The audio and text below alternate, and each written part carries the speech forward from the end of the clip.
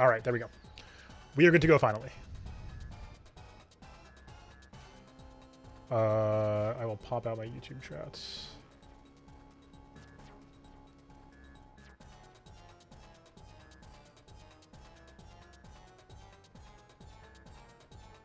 All right. Hi. Hello, everybody. How's it going? Happy New Year again to everybody. And let's play. We haven't played Katamari in a while. Okay, that's okay. It's very funny. Steam gave me a warning that says this game does not support your DualSense, and then told me that the game supports DualSense. So, good job, Steam. We're having fun. All right, please don't have Firefox open. Please say I closed it. Thank you, me. All right, let's see. Boop-a-doop-a-doo. Ta-da.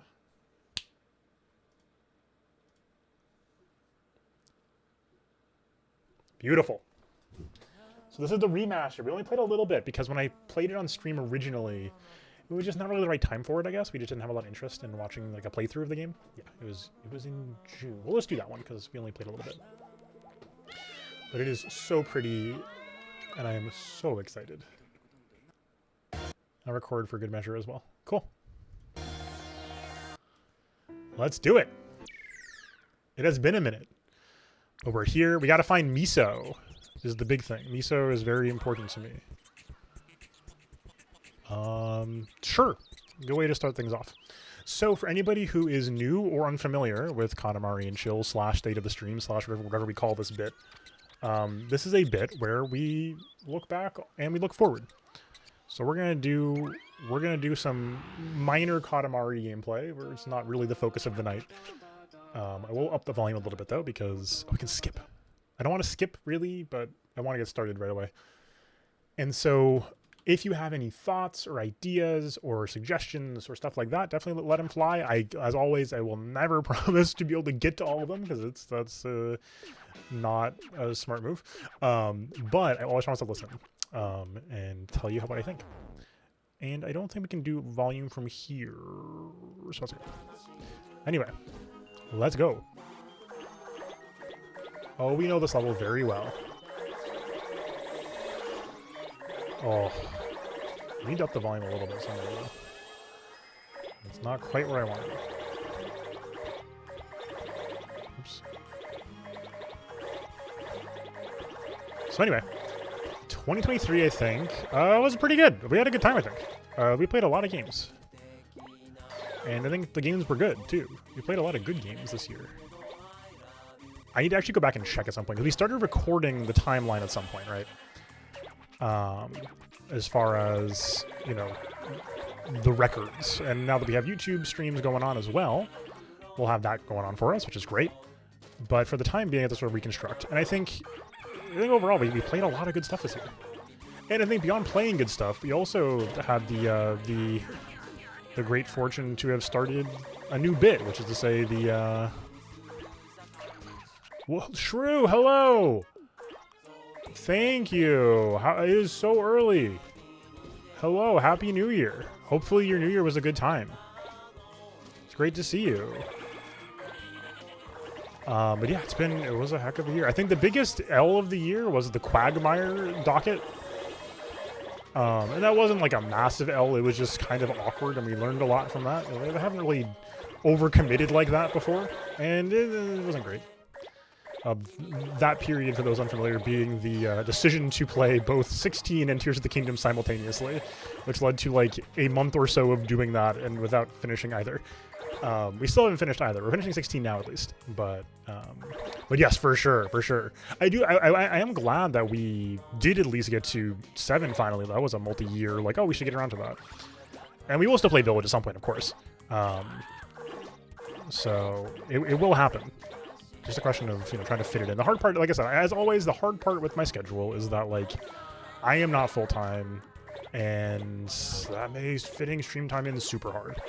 So, there's a lot of games we would like to... What the heck is going on there? It's like a sticker or something? Let's just be done. Beautiful. Oh, the game doesn't run in a... Oh, God. That makes sense, true, yeah, for sure. Yeah, because from what you were saying last time, it sounds like the one you were thinking about was just, like, going to be real busy. Totally makes sense. You found the gingerbread house, yay! Okay. 93%, okay, that's really good. We take those.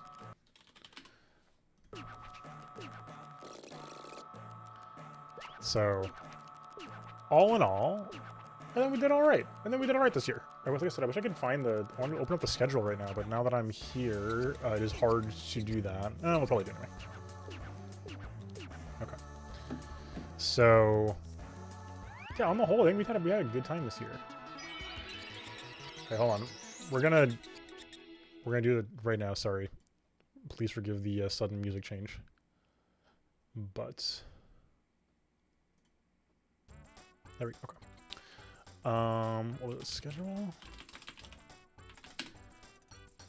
So you won't see anything on your screen right now. I'm looking at my own VOD schedule to see the history here. When did we play Danganronpa? Was that last year? I thought that was this year. What the heck? Surely we played Danganronpa this year. Surely. Yo, that's awesome! I've been like very near into trying Gunpla recently, but I have not actually done it yet. Was Danganronpa like early this? We'll figure it out later. It's not a huge deal. Wait, timeline. Here we go. It was, yes. Okay. I found the whole timeline. January to February of this year. So it was. So we're all right. It was kind of like last year. It's almost a year ago. So makes sense. Let's see. So in order, Danganronpa. I can play with this on the screen. Hold on. This is fine. I will not dox myself by doing this. Can I get a Chrome capture actually?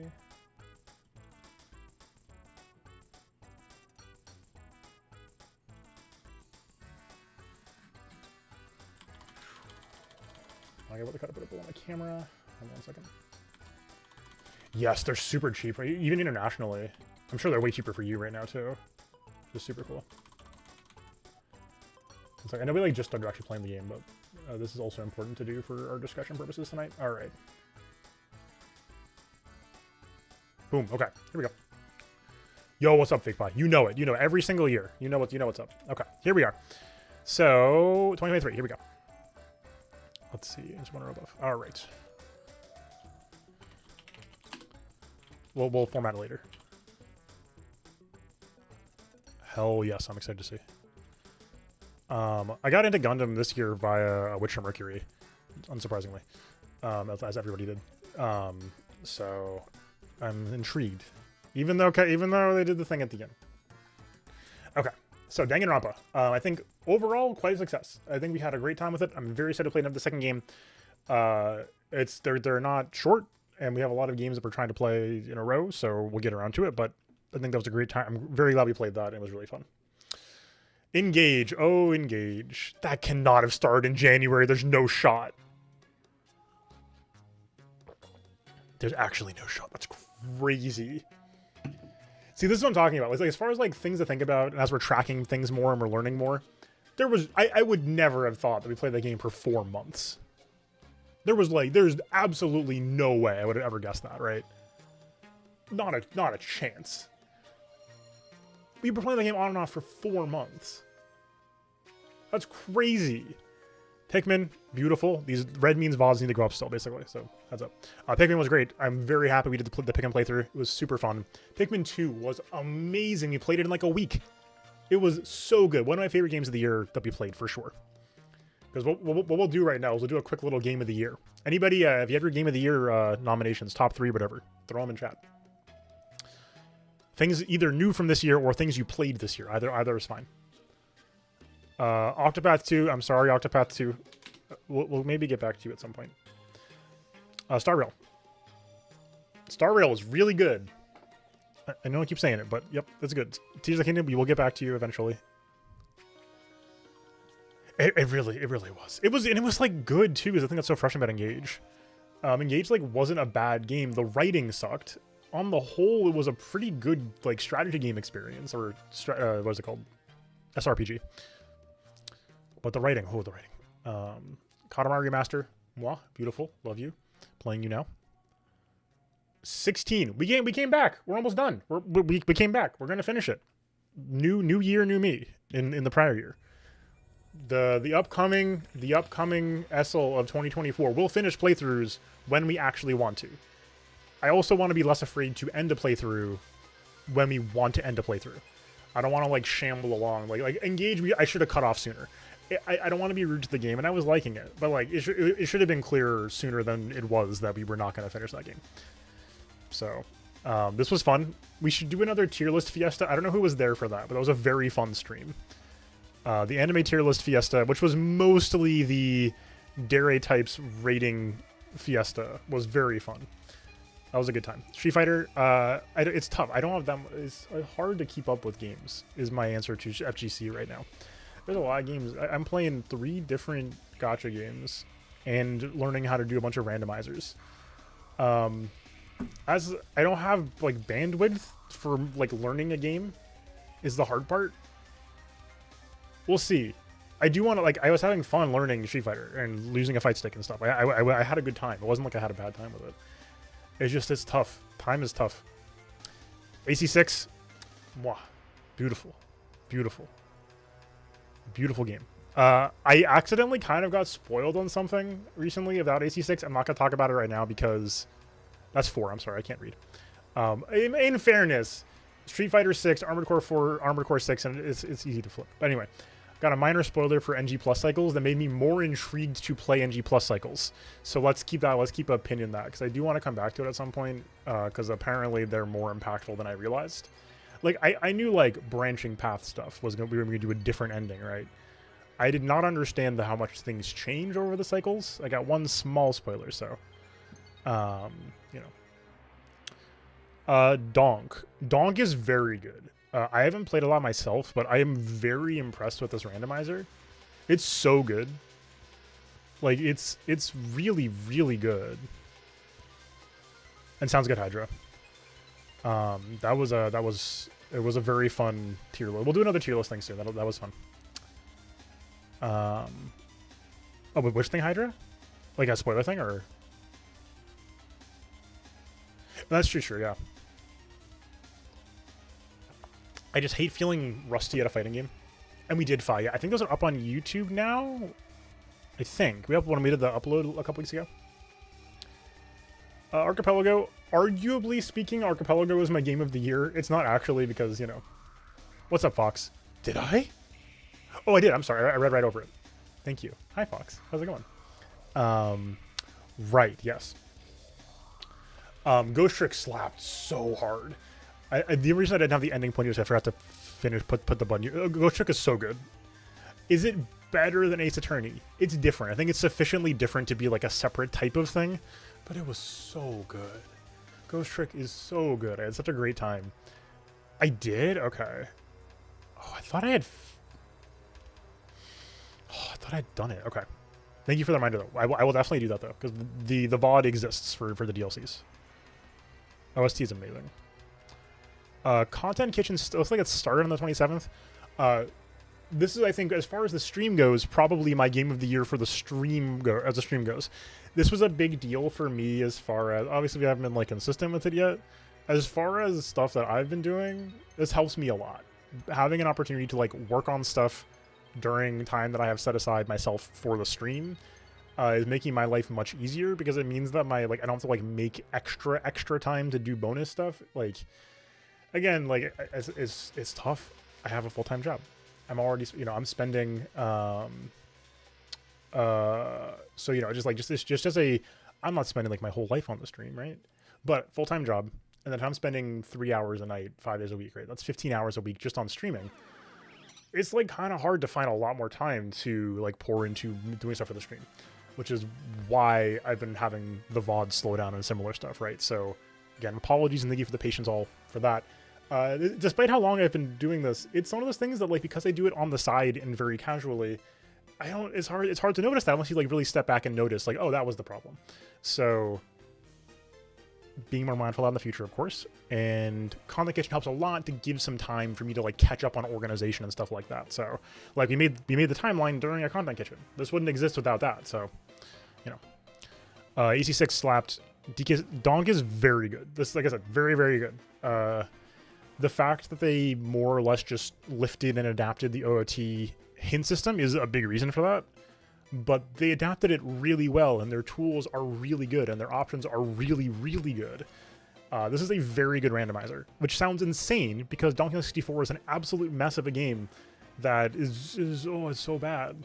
But I've always said there's something good in there somewhere, and this is apparently the way to figure out that good stuff in there. So give it a shot. It's good. Archipelago, arguably like the most affecting game of the year to me. This totally changed my experience with games over the last few months. I have barely touched randomizers to this point, and now I've done like a pretty serious number of Link's Awakening runs. I've played a bunch of OOT. Like I've learned a lot of randomizers over the last three months or so, which is crazy to me. So I've played Doom for the first time. This has been a wild experience. I am super excited to do more, whether on stream or not. And of course, anybody wants to join us for more Archipelago games, we'll do our multiplayer for sure. But I've been very pleasantly surprised. Good news, by the way, somebody has posted about Super Paper Mario as of yesterday, and the Paper Mario dev is almost ready to post an alpha in the next couple months. So very exciting new games for us soon in Archipelago. Silent Hill was, yes, someone is working on it at Hydra. I'm so excited. They apparently already have isolated a flag that lets them open up the chapter doors ahead of time. So it's like, it's going to be a while out, but like the fact that they have that already is extremely encouraging. If anyone wants to see, of course, if you're in the Archipelago Discord, here you are. So Silent Hill 1, one of the best things I played this year. That was really good. I don't know why I was like so, I don't know, I was so braced for it because, you know, PSX games are usually very janky.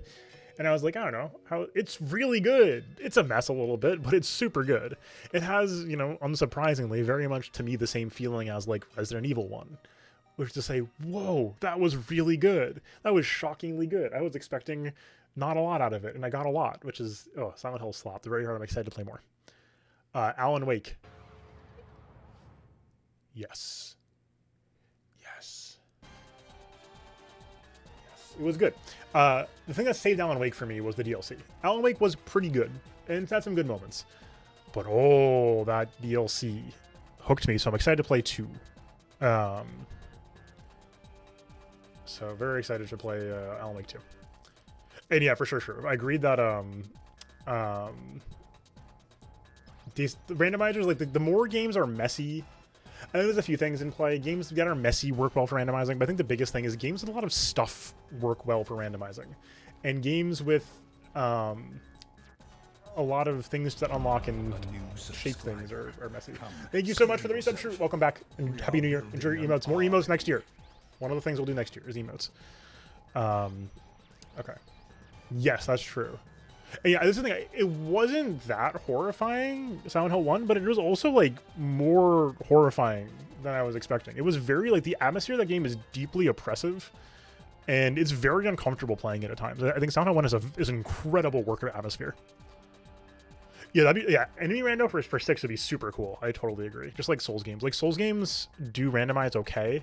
Souls 1 randomizes quite well. But yeah, AC6 would be cool. World of Horror. This was a shockingly good game. It was quite good. OT. I have such weird feelings about Mario Wonder. I don't even know what to say. It was so good, but I don't care about it. Does that make any sense? It was like every time I played it, I was like, oh yeah, this slaps. I never want to stop playing this game. It's so good. And then I stopped playing it and I'm like, it's fine. It's a Mario game. I still have not figured out what is wrong with me. Like, it's just, but it's... Because, like, it is such a breath of fresh air. And I love side-scrolling platformers.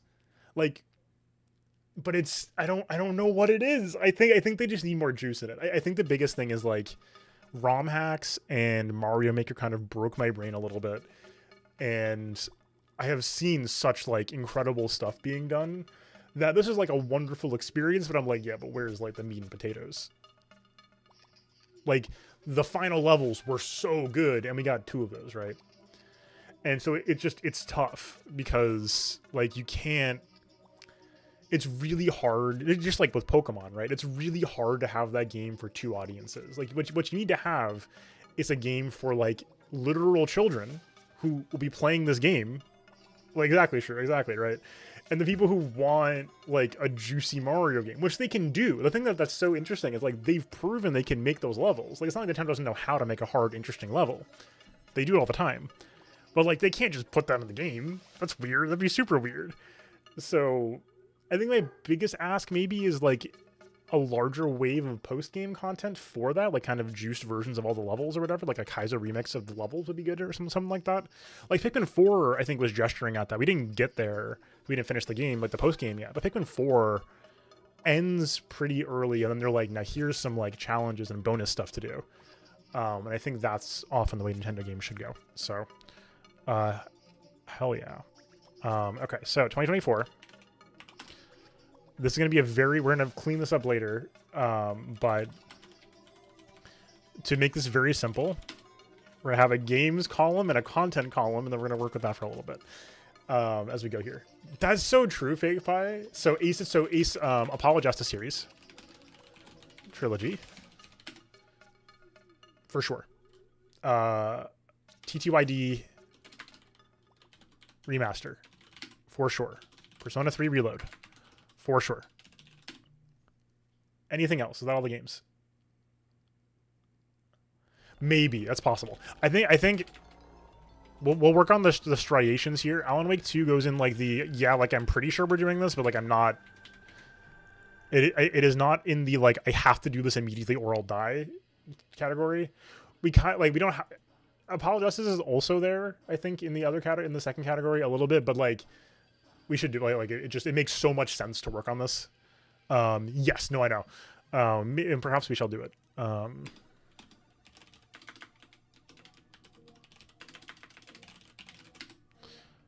Emotes. We're doing emotes. VOD project. Wait, metaphor? Is that ReFantasia?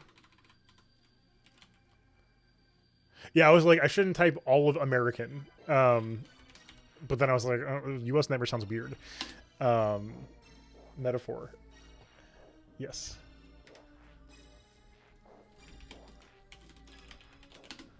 So we'll do that for sure. There are videos in the works. So TLDR, to not make it this all dramatic. I am apartment shopping. I've been looking to move, and that's been taking a lot of time. So that's the big like why everything half the reason my schedule's been so thrown off. The other thing is I work in an industry for work that is very backloaded on the back half of the year, and I've been very busy. So it's just been like doubly busy, and I'm like, I can't. How am I going to do that? So I literally wrote 3 video scripts last month. I am ready to work on some of them. There are videos coming. I'll probably do some editing for them on stream if you want previews. And there's stuff coming up. I just need to get my once I'm more settled, I should be moving early February. Yes, I think so. That is roughly where we're at. What is this? Okay. Yes, that is the TLDR. I believe it's on the other spreadsheet. I will add it if it's not. Yes, it's on the other spreadsheet. The biggest thing is I've had annoyances trying to emulate DS before. It's fine, we can do it, but it's annoying. Citra's like a good emulator, but it's just it's fundamentally kind of annoying to play DS on on emulator. Yeah, is Uniel 2, whatever the heck is coming out, Under Night 2 is coming out soon, right? What else was there? Prime 4? Prime 4? No. No. Never. Oh, Like a Dragon. So that's gonna be 7 plus the new one. Yes, Hades, true. Yeah, Hades 2 if it comes out for sure. For sure. Oh, 7 Rebirth. For sure.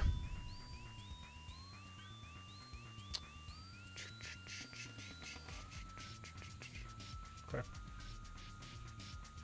Yeah, that's true. We'll move it over.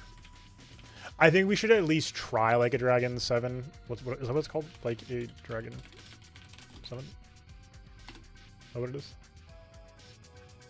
Oh, did they just localize it as Yakuza Like a Dragon? Wait, what? I thought it was called 7. Confusing. Anyway. It's infuriating. It's infuriating. And the Tales of Apollo Justice. Okay, so, yeah, that's good to know. That's good to know. I think good to be in the second column for, like, well, yeah, hopefully. This is a hopefully, and ideally we'll get to these sooner than later. Does anybody actually want to see Liza P, or should I just play that on the side at some point? Also, I know this is supposed to be a Katamari stream, sorry. This is how Katamari goes, though, anybody who's new here.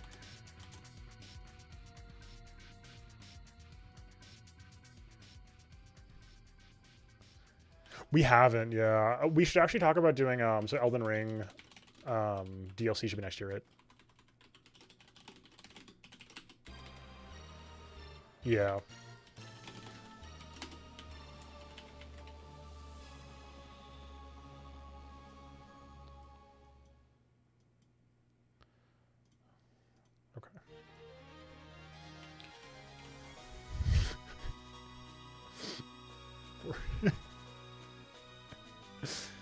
Oh my god, jeez.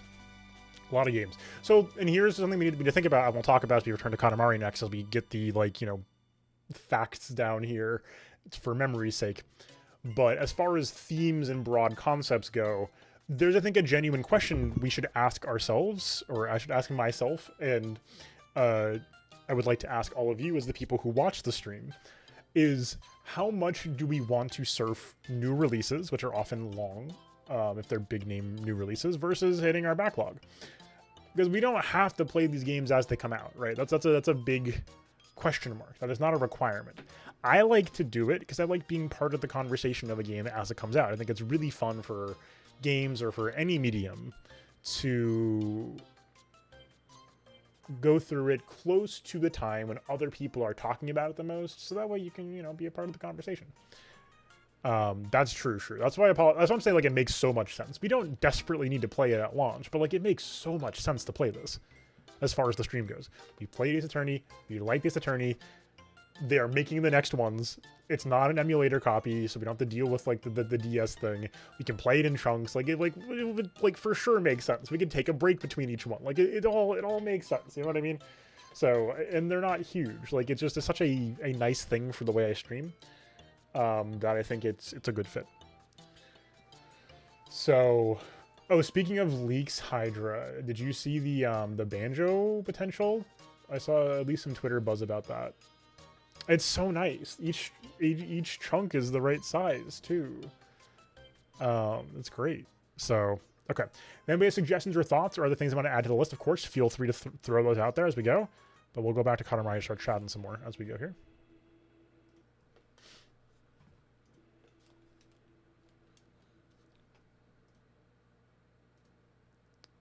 Okay, nice. Well, that's exciting. Okay, can I please... There we go. Options. What is gorgeous versus usual stuff? What the heck?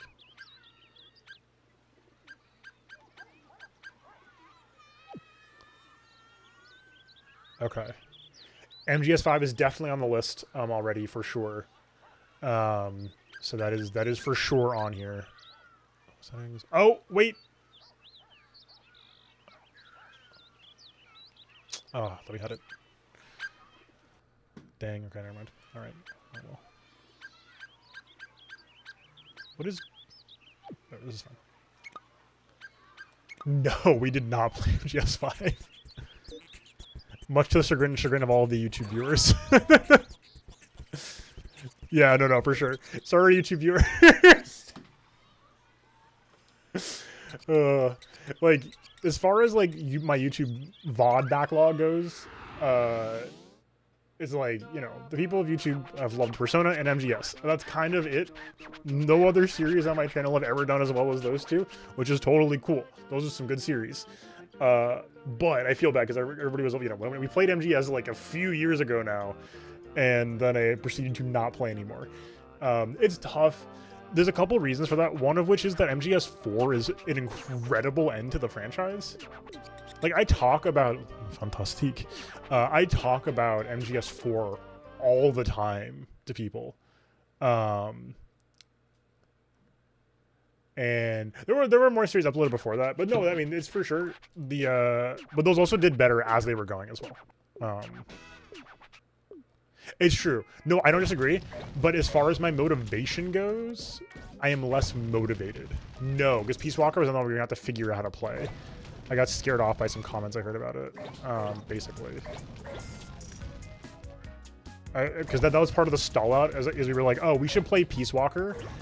And then people were like, well, Peace Walker is super weird, and you have to know X, Y, and Z things about it. And I was like, I gotta go to bed, sorry. So you'd have to figure that out. I believe we at one point tossed around the idea of doing like a movie night for Peace Walker where you watch the cutscenes.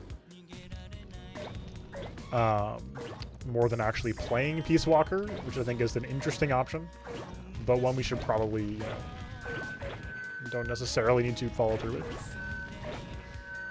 And yeah, I don't know how I'm gonna feel about MGS5 or, for that matter, Death Stranding. But we should certainly try it at least. So that could be a good bit of backlog stuff to work on for next year for sure. Well, this song is so good. Oh, I tried to pick up a dog with a fireball. I'm evil. I'm evil. I didn't think about that at all until like I thought about it. Sorry. That is also very good. I know it's tough. So like that's the problem. Is like, so this is one thing I think is hilarious about me, is that as far as I as a person go, I do not play long games historically. Like when I was young, I like never finished larger games, even like medium games. I never finished. Right. And then at some point, my stream, and I didn't even stream them for a while. And then I didn't even, and it may have been Persona 5 that was sort of the big tipping point for me. But that was like a big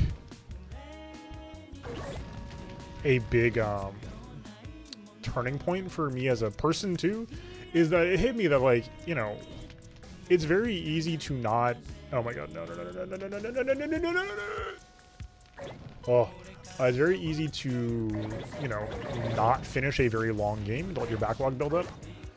When I'm streaming, I have a dedicated period of time every day to play a long game.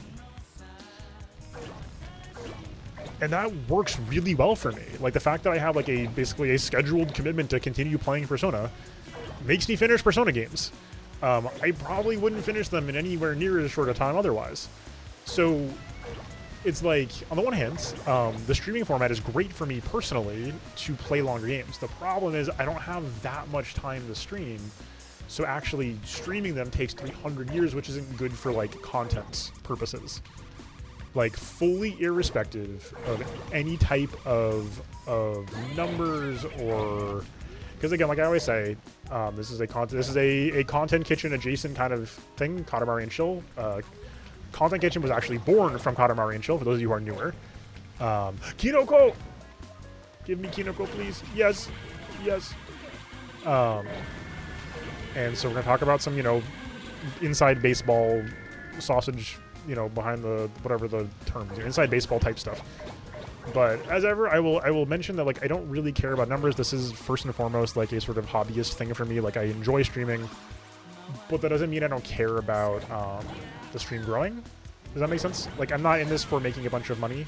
I don't really monetize much of whatever I do, and I appreciate everything anybody ever wants to give for subscriptions, of course, because it helps me buy stuff for the stream.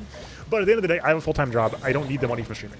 So like I'm not worried about like the business of streaming, but like it's cool to have more people around and stuff like that, right? So I do care about the metrics to some degree, and it makes it tough if like the one game we play for like 3 months straight is Persona. That makes for awkward content, I think. For all the reasons we talked about before, which is to say, like, it's hard to get into a stream if they've been playing one game that you haven't been around for, that you can't like check in on the stream, right? People who aren't watching the game are gonna not watch me for 3 months. That's all awkward as far as streamer decision making goes. But as a person, I want to play Persona, so it's like, you know, ups and downs there. So that is just the like, you know, basically the full transparency on my perspective, you know, because like I said, I don't want to be like cynical or businessy, so again, forgive me for the sort of inside baseball insight, but I do also want to be transparent with like what I'm thinking about with this type of stuff. But I think that is also important as far as streaming goes, because at the end of the day, I think that is something that does separate what I'm doing from a more businessy version of streaming. Does that make sense? Like, I don't need to be like, you know, I don't think I need to be like coy about that. Like, it's that's where my head's at, and yeah. And in general, I think like it sort of is okay for people making content to be a little transparent at least about that type of stuff, because like it feels weird to talk about, but also it's like hopefully helpful for viewers to understand like, you know, my decision making process. Yeah, I think so. 16 I've been on and off with. I'm enjoying it now, but it's certainly understand being up and down on it. It's a very up and down game, I think. Right now we're in a down portion. It's okay. Oh god, I forgot the inputs of this game.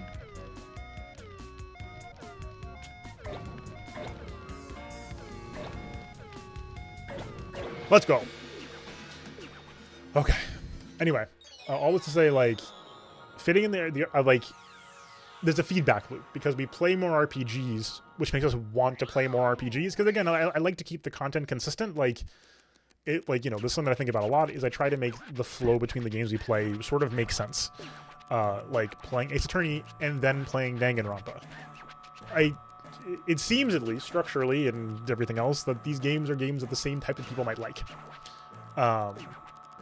So okay, that's all right. We did okay. Kinoko dancing with a grandpa.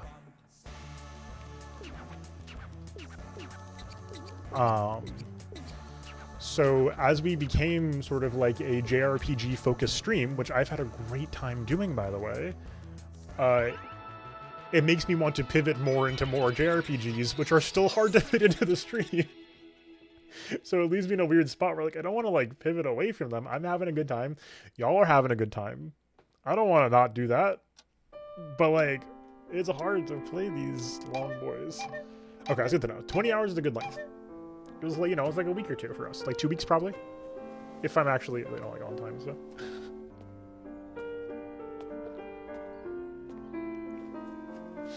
This is the cutest thing ever, by the way.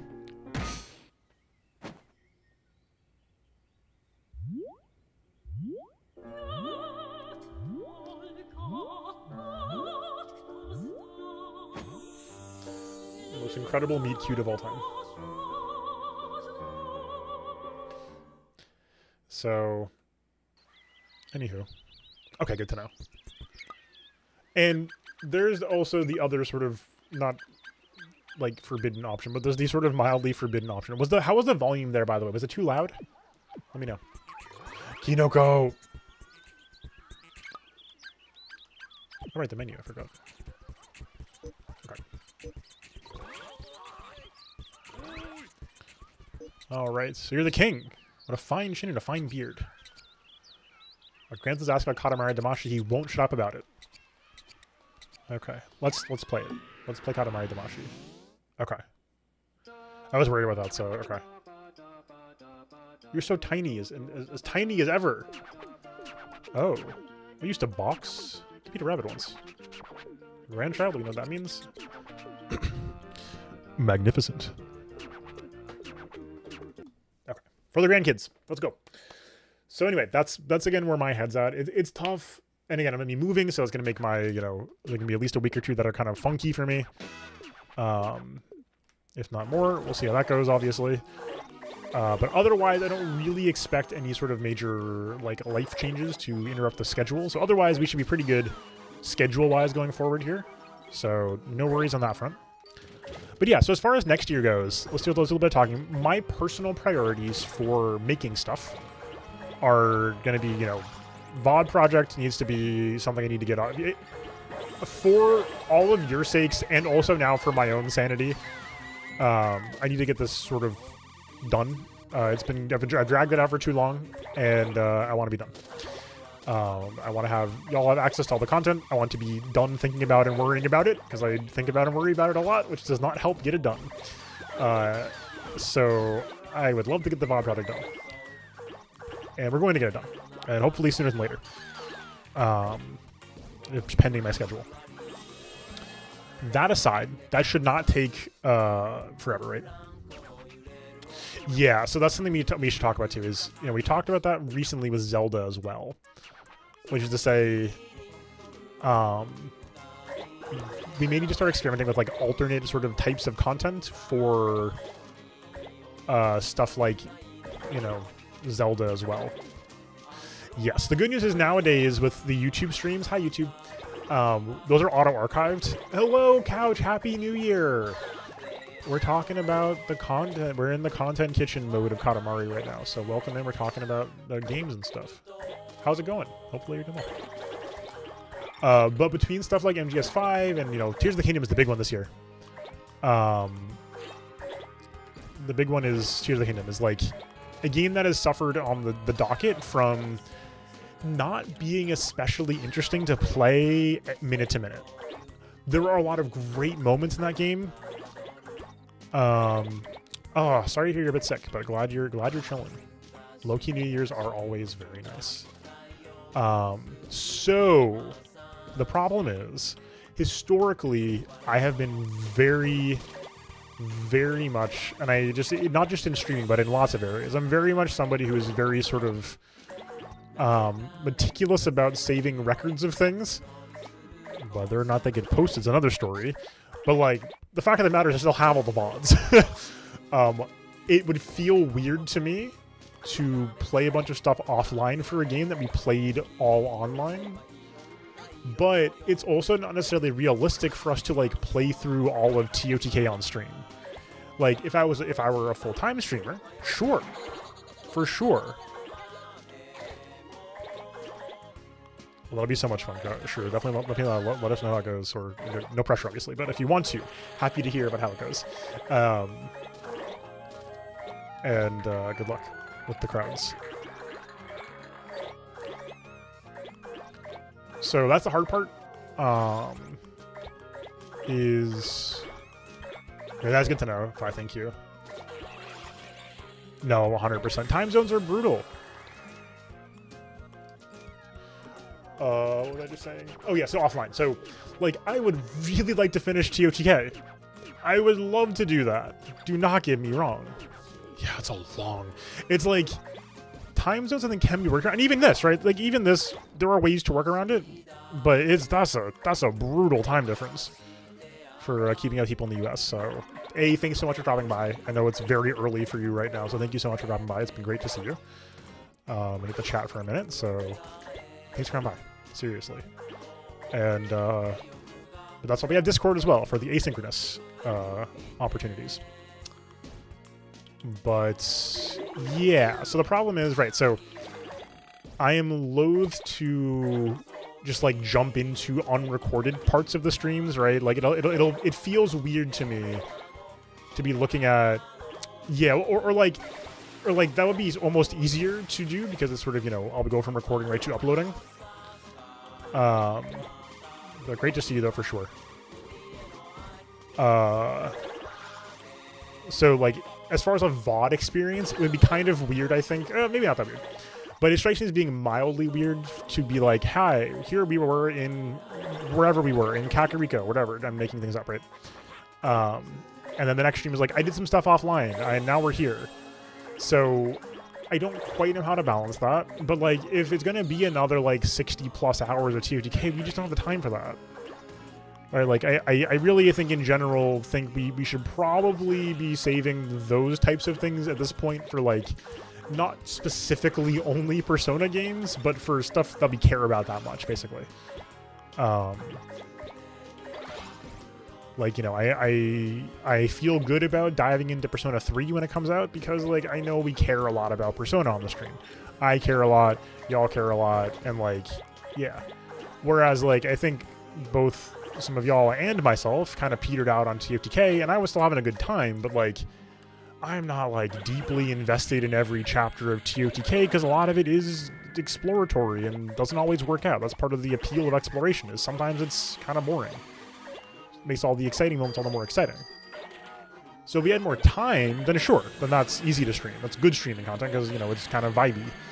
But when we don't have that much time and a whole stream might have not really have anything happen, it's like, that's not a great feel. So yeah, MGS5 may be the same problem, which is tricky. In general, I think it's just hard to work in open world stuff, both in streaming and in my own personal life. Like, open world games I have a very complicated relationship with. I think they're kind of awkward for the most part. And it's just, that's kind of, I don't know what to make of it. They're very popular, it turns out, over the last decade. So, like, there are a lot of open world games. And yet. So we'll figure it out over time. I'll try to experiment a little more. And we shall figure it out. Yeah, there's a lot of them that, like, do not need to be the way they are. Like, you know, I think 16 is a good example of this. I think 16 would probably be better for me as a more linear experience for the most part. But I think the Zelda games really do. Just because, like, I was talking to somebody about this recently. I think the key to success with the modern Zeldas is that Nintendo tends to be very, like, sort of laser-focused in terms of a game's, like, concept design. And that, like, bears out, I think, very directly in TOTK and in Breath of the Wild. Which is to say, like, the majority, I think, of open-world games... Yeah, I agree. I think Elden Ring's open world is pretty good, but not perfect. Like, TOTK and Breath of the Wild, I think, are sort of such powerful examples of the genre because they are focused on nothing else but exploring. These are games that are fundamentally about exploring. And that makes them work, I think. And there's very few games that are sort of fundamentally about that in the same way. My impression of No Man's Sky is similar, honestly, is that it's a game that's pretty much about exploring. And that's why everybody loves it. Now at least. But, like, Elden Ring is not a game that is about exploring. It's a game about, like, combat, for the most part, I would say. You can explore to get to more stuff. But it's mostly a game about, like, clearing combat scenarios. And I think the hard part with the games like Elden Ring is that the best parts of Elden Ring are legacy dungeons. And that's, like, it's not that close. There's not a lot else in Elden Ring that comes close to being as good as the legacy dungeons. So it's like, well, I don't think it's bad. Like, I'm not frustrated with Elden Ring like I am with 16. I think Elden Ring sort of uses its open world pretty well. And there's a lot of good exploratory content and a lot of good discovery in Elden Ring's open world. So I'm not really upset with it. But I do think in a lot of ways I would probably enjoy Elden Ring more if it were smaller. I do think that's one thing that's a little tricky, is like, in some ways it's like a difference in mentality. Like, there's a lot of older games that become more interesting with multiple playthroughs. And this is true of modern games as well, of course, but they're just sort of on the sort of large scale. And so the sort of repeat playthrough may sort of tell you interesting things about a game or show you things about it that you didn't realize before. And I don't really want to play Elden Ring again. It's too big. Like, there's too much stuff in it. And unless I start, like, learning how to, like, speedrun it or something, like, I don't really want to play it again all the way through. Like, it took us a long time. And so I think the trick is like, it's a really interesting type of thing where it's like, instead of saying, like, discover the game's complexity over multiple playthroughs like Dark Souls 1, for example, Elden Ring says, like, you might not play this again, so we're going to give you this sort of, like, this incredibly grand experience for one time. And if you want to play it again, then sure. The other side of this coin, I think, is that there's a very strong argument for, like, ignoring content. That is hard to, I think, both process as a player and to deliver as a developer. I think this is really hard. I think this is important to I think this is, I was talking to a friend about this recently. I think this is very important to think about with open world games. That fundamentally, there are no wrong ways to play games, right? Like, there's no, you're not playing the game wrong. But that being said, it's tricky because I know personally, I often do things in games for, like, sort of completionist tendencies. And the oft-cited adage that players will optimize the fun out of a game if they're allowed to, I think very much applies to open world games. And this is, for example, one of the reasons why I think Breath of the Wild made such a smart choice with the Korok seeds. The game actively tells you to not keep doing it. They're like, you're done now. And the people who did it were rewarded with literal golden poop. It's tough, right? So I think, like, as a player, at least for me, I'm often going to be happier not forcing myself to play the whole game. The problem is, like y'all are saying, like Hydra just said, there is good content in there. And the hard part is, it's hard, you can't, like, signal to a player, oh, just do this, ignore the other stuff, because they don't want you to skip stuff. Everybody worked on that. They spent a lot of time and money on that. And they care about it. So it's like, you know, but so on the other hand, though, it's like in 16, I do not need to do, like, 80% of the side quests. Most of them suck. They're just not that interesting. It's a guy who tells you to go somewhere. You might learn one fun fact about a city. That's it. We don't need to do them. But the other 2 out of 10 are extraordinarily worthwhile. And it's hard to distinguish between the two as a developer and as a player. So it's really hard to do that. So, like, I think 16's, like, I think 16's, like, plus quests was, like, a nice thing there. It's like, these are the big ones. They will unlock stuff, and you should care about these. And they've all been worth doing so far. So it's tough. For sure, yeah, for sure. With Elden Ring, yeah. And yeah, for me, the wiki stuff that you're mentioning, Fi, sorry to miss some of the messages, guys. I've been trying to just, like, keep my own thread going, too.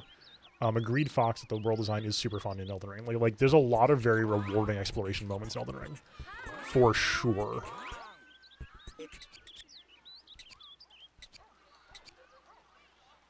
Yes.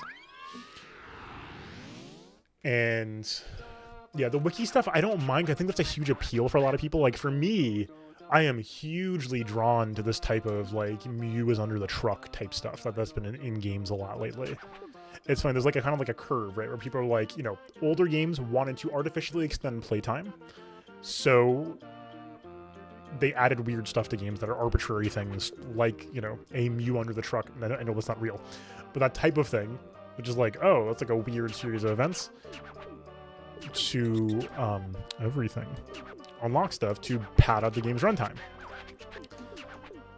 People, understandably, dip away from that for a long time because, like, yeah, that's not enjoyable. Who wants to, like, figure out, like, the precise series of instructions if there's, like, you know, like, a randomized set of instructions to get into a dungeon or something? Like, no one wants to do that.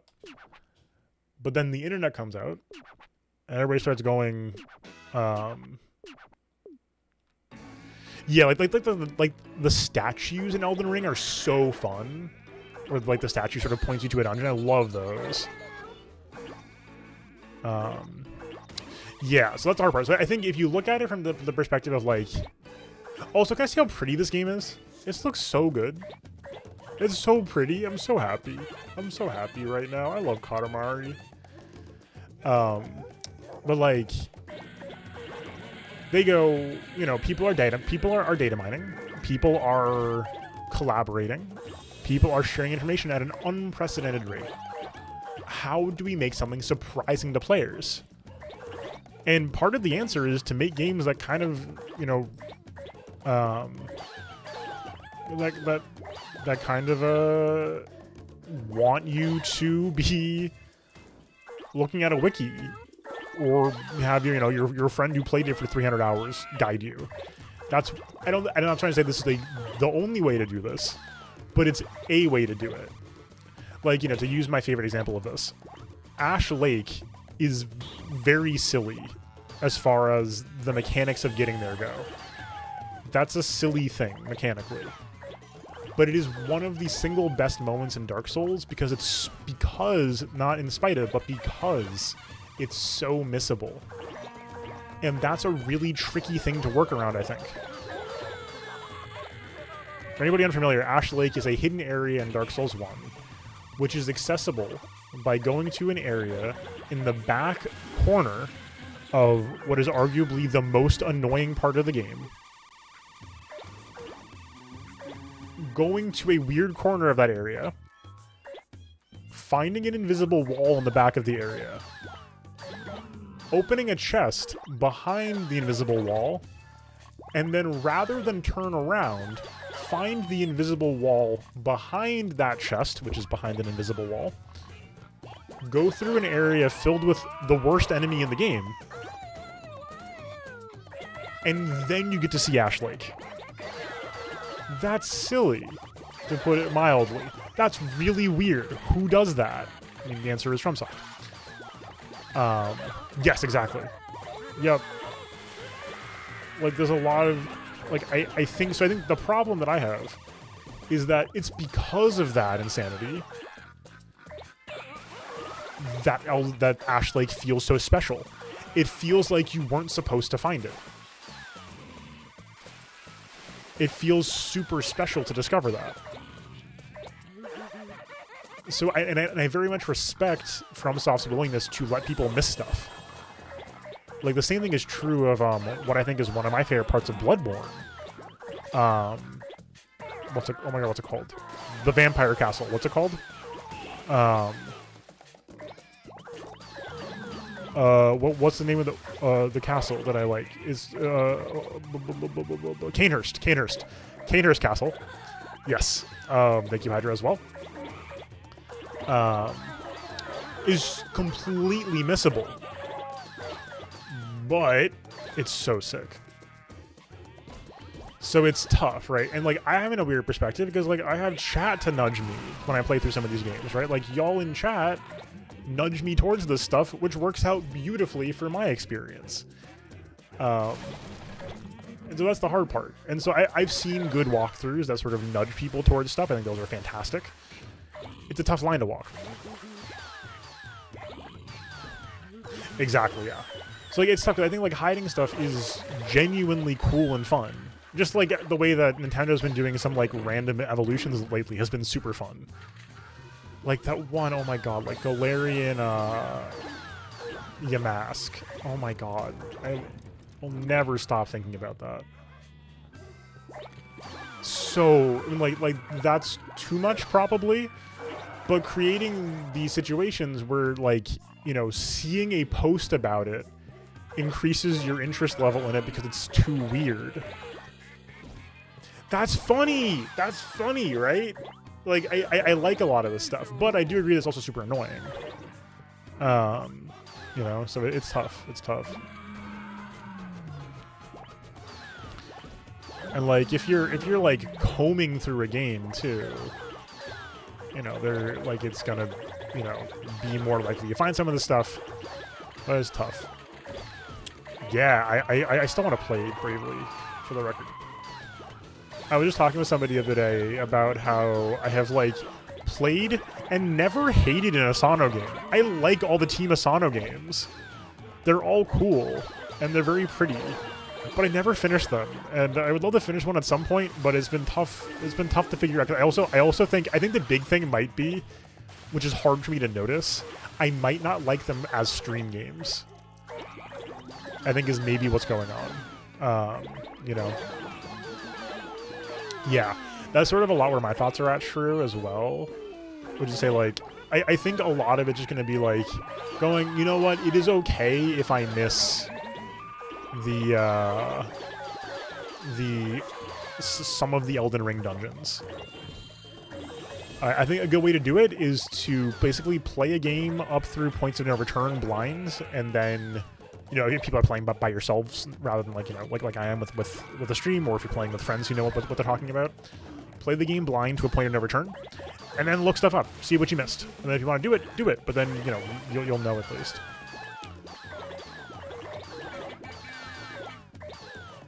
Yeah, for sure. And I think you're right though, Hydra. Like with the Asano games, like I think the thing is for me is like those games are very kind of like vibey. Like the story's great, but a lot of the game is kind of like just like it's such a traditional JRPG experience. And while we've played some of those, we're usually playing the like sort of all-timers, and Bravely and Octopath are good. Surely, I mean Octopath I have my annoyances with, but like they're quite good. But are they FF6? Are they FF7? No. And very little is. That's true, Talia.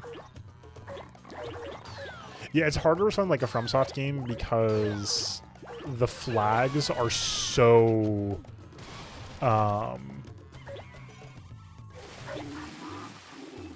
Bravely 2 is super good. And the only reason we didn't finish it is because I keep getting sidetracked. And again, I think it's because the other hard part is, like, I think they just make for kind of awkward stream games. They're very traditional, which means that there's, like, a little bit of grinding involved, oftentimes at least, for people playing blind. There's going to be a lot of kind of walking around, lots of random fights. And it's, I think, a little hard to keep the pace on. But we should try another one again soon, though, probably. Like, they're good, and I like playing them. It's just, it's tough. It's very weird. Like, I think the only reason why games like, you know, like FF6 and 7 work for me on stream is that, like, they're so well-liked and well-known that people just want to watch people play them. Whereas, like, there's less exposure to the Team Asano games. And so there's less of like the kind of ambient desire to watch. Yeah, I think that the monologue is fine. I think it worked better in the DLC than the main game, just because the DLC was just more interesting, basically. But I think it was like conceptually fine. I think it matters a lot, like what's being said, I think.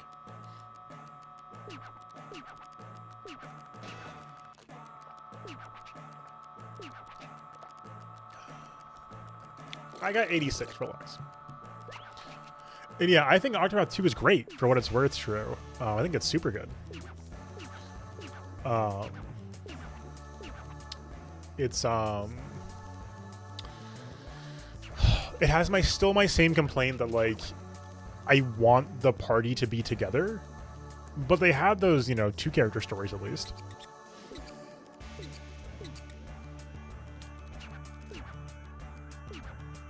That's fair, yeah.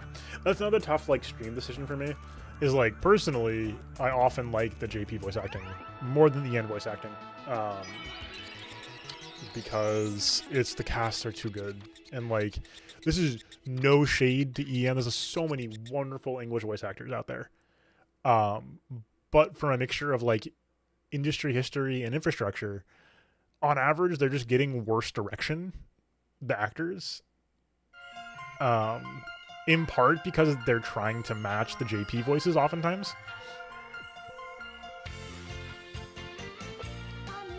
And so, like, it's tough because, like, for stream value, people like to look away from stream VODs. I do that all the time. I can't look... as someone who is not fluent in Japanese, I can't really look away. True. Oh, God. Oh, honey. JP's better for sure. Yeah, I should try it for sure. I know the Yakuza Ian Ones are liked a lot. But I do want to play it, but also the Yakuza JP cast is so good. The hard part of it too is that like it's also a feedback loop where like the more you get familiar with the usual suspects in JP voice acting, the more you want to hear more of their work, and then you spot more of them, and then you want to hear more of their work. Whereas like in English voice acting, there's a much smaller pool of regulars. Wait, what's going on? The shock of the maybe sword. There's no need. Oh, is this a new thing? Oh, this might be the new thing. Yeah, it does feel kind of wrong. I do agree with that. Oh, we'll do the race car one, I guess. This one is evil. You know what? We're just waiting. Oh, we're fine. So yeah, it's tough. Persona 5 in particular got me very annoyed because of the direction from Atlas being... I just want to get out of the way. It's hilarious, but it's evil. So I can't stop now. This is not a fun stage, I don't think, because Katamari is a game about like controlling your routing, basically, like picking where you go, and this is not that now. But the way that they either did not care what the EN actors were how they were pronouncing names of people and places, or told them to pronounce them wrong, killed me in Persona 5. That oh my god, if I have to hear Takamaki one more time. Like some of the oh my god. Some of them are just very like, yeah, oh my god, it's so weird. It's so weird. And again, it's like, you know, no shade on the EN voice actors. They all probably did, you know, they did some of the best. They did some good work overall. I like their performances, but they got some bizarre direction.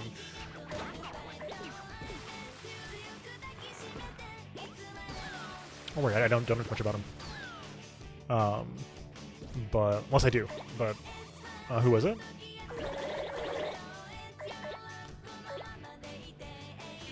Yeah, no, for sure. It's not like wrong, but it sounds super unnatural. Exactly, yeah. Yeah, it's certainly not like incorrectly, to be clear. As Shrew points out quite well.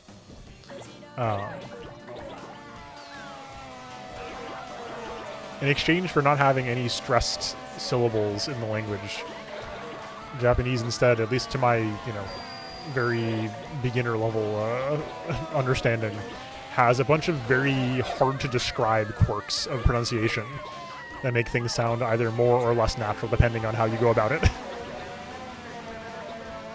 Yeah. No, that makes sense, yeah.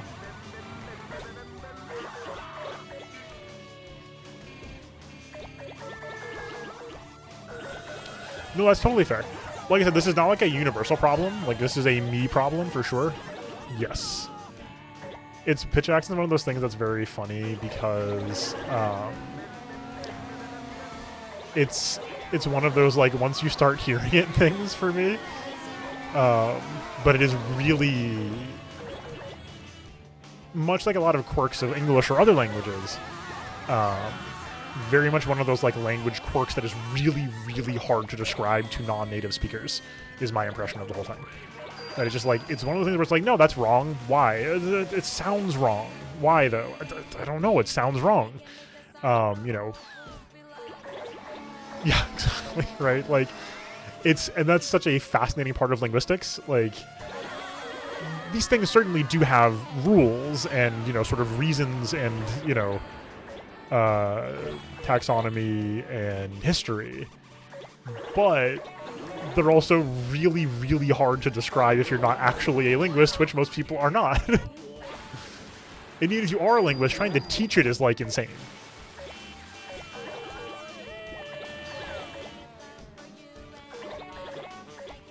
Like, even in English, like, if you're like, here's a stressed syllable, like, in a dictionary, it's like, how are you gonna, like, get that across? Yeah, I have no experience with languages that have tones, and it is such a fascinating and, from the outside, really, really like intimidating system to look at. Yeah, that's the tough part about pitch accent is that like it's like if there were a tone system but it weren't defined at all. And it were much more subtle, of course. But like, so it's not like critical to like semantics. But like, that's such a like, oh, that sounds challenging. And yeah, it is challenging.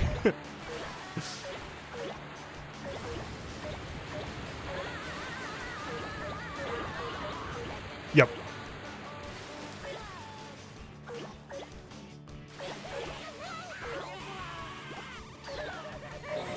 Oh, the chunky pickup. 10 meters. Let's go. Double the size.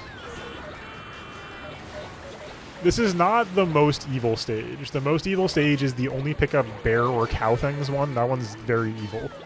It's also on this map. This map is kind of cursed.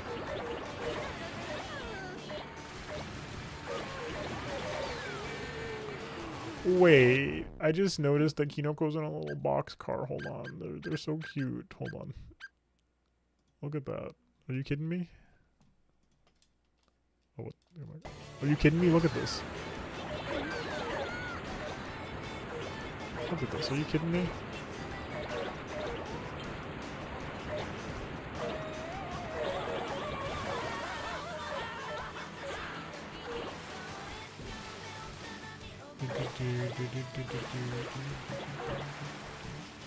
It's so cute. Okay, anyway. Anyway, we've been very distracted, but to wrap up, then.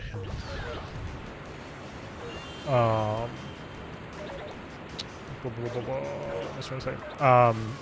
To focus back around on stream stuff for a second. So VOD project is a big priority for me because for even just for the sake of like having this not haunt me anymore. in a very selfish way, right? Like, I want to not be, like, worried about and be like, oh, I should... Like every weekend, I'm like, oh my god, I should probably do VOD project stuff. Then I have, like, stuff going on. It's like, I don't know. I want to be done. I want to catch up. And I want to have a better system in place for the future.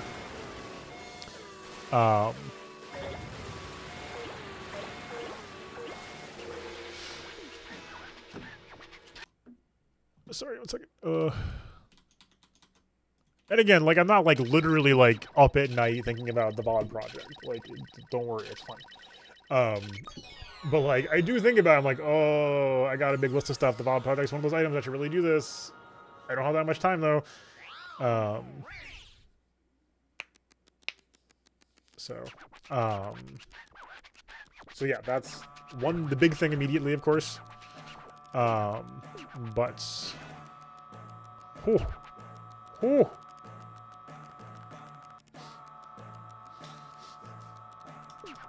But of course, on the other hand, though, every society is not a monolith, and there are many layers of things, of course. Alright, let's go. What am I saying? Priorities. VOD projects, videos. Regardless of how the stream goes. Like I said for a while, I do think, like, sort of, as far as the stuff that I'm making, a move I've needed to make for myself for a long time is doing videos. I've been meaning to for, like, literal years. I've had scripts for too long. It's embarrassing. But the beach, we used to blue sea, white sand, seagulls, umbrellas, starfish, crabs, seashells, tires. They're from the shock of the bamboo sword, but we have no interest in tires. Should we do one of these? Let's do one of these. What is this? Is this Royal Reverie? Oh, this is Royal Reverie. This is sick. Oh, I haven't played this yet.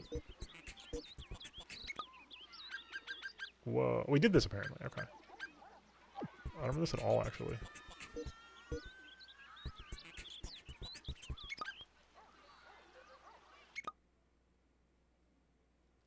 I'm super glad to hear that's true.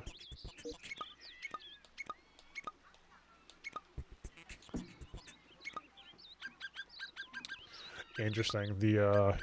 I mean, in fairness, like, there's also, like, my impression is that, like, basically anywhere you go, housing can be a very fraught and challenging process depending on, you know, socioeconomic and other factors, or, you know, various other social factors. Oh, this is a cute one. That's good to hear though. So, videos. So my current plan for videos is to basically not, like, one of my biggest problems as somebody in any field, in my work, in whatever, any sort of creative medium, is scope creep. This is not exclusive to me, of course, but I do struggle with scope creep. So my big focus for making videos larger than life is gotcha. For sure. And then, you know, of course, true also in other places, but certainly lots of stories there as well. Yeah. Okay. Okay, let's go.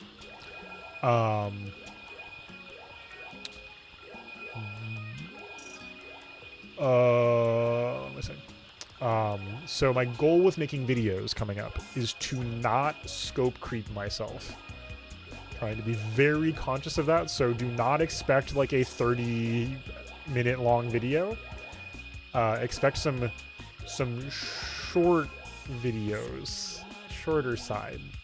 My goal is to make you know, video essay style content, more or less. This has been the case for a long time now. What they'll be about video game. So stay tuned. I have a lot of concepts. But certainly on the road there. So I don't know. I don't have a release timetable yet, or a like sense of how many videos I want to put out over the course of the next year. But it is certainly my goal to make videos coming up. So stay tuned. I have many ideas. And for what it's worth, I will likely be doing some editing for them on Content Kitchen episodes. So if you like the preview type stuff, I will be doing some previews then, once I have, you know, footage and structure set up.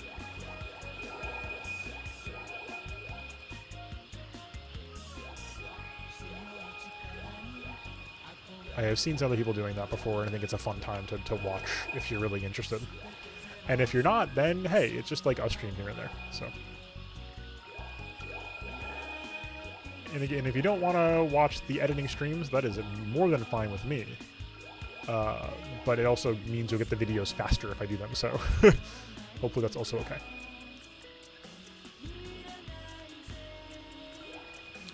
So that's the big stuff, and then of course, like, I want to do some more visual stuff, like, you know, emotes, and some of the channel art has been needed to update for a very, very, very, very long time. So stay tuned on all of that, of course.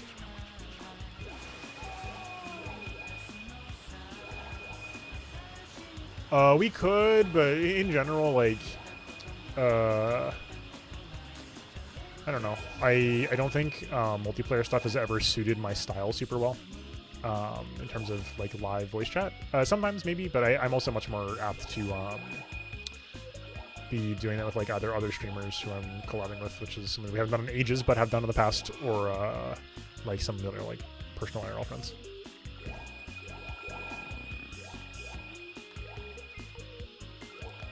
Certainly not impossible. The hardest part is it just sort of introduces a lot of variables, both in randos being problematic for on purpose or not, and also with the audio problems being more pronounced and we have people rotating in and out. But not impossible, certainly.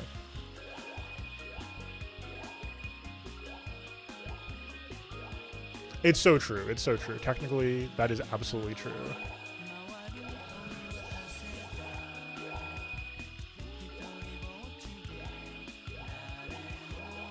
Technically, we collabed with Among Us during the last stream by playing the Vampire Survivors Among Us collab.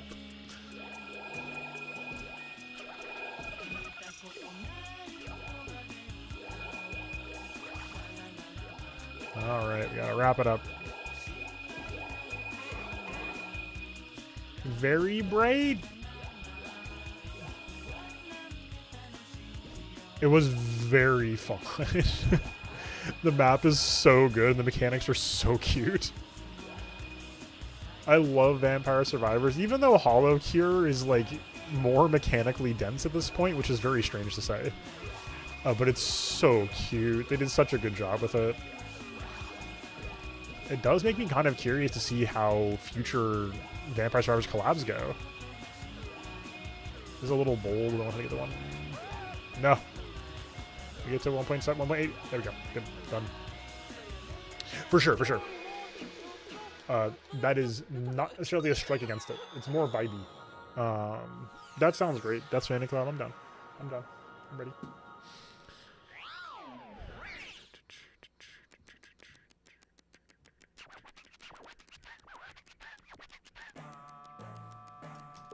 Yes. Oh, a Katamari. This is A. He gave us a bright enough. We take those. It's Cousin Dip. We have no idea what you're talking about. Yes. King is wonderful. Very, I don't know. There's like reference points, but I don't know exactly what they are.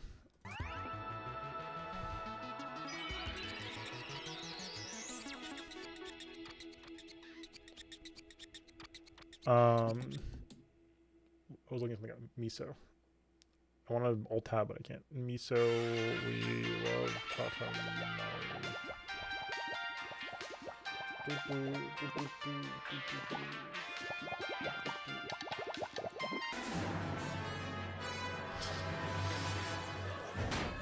Yes, we talked about it.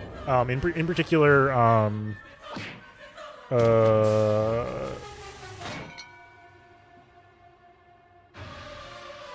what's the one we've been talking about?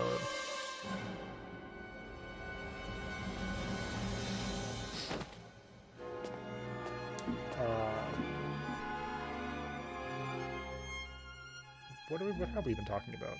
Because I don't really feel like playing Baldur's Gate. We could play it.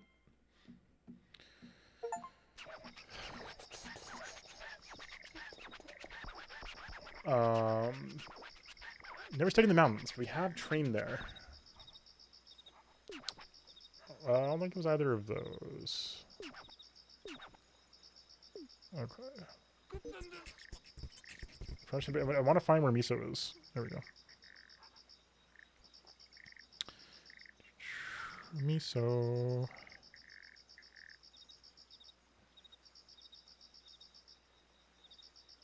Wait, what?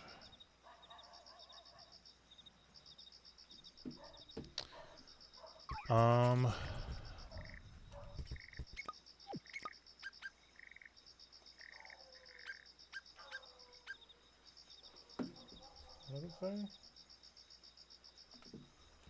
As big as possible. Oh, this is the one. Yes. Yes. Miso moments. Does Disco Elysium count? Oh, studying Esperanto. Love. Because Disco Elysium is certainly on like the list of games to potentially look at some point. Yeah, okay. That is definitely on the short list. Very lively. Schools for studying. There she is! It's time. Okay, 5 minutes. I like Fujio as well, but oh, Miso is my favorite cousin. I think it's hard, but I think Miso's my favorite cousin. Wait, when did we stop being Kinoko? What the heck? You can't even see the cousins right now. What am I doing?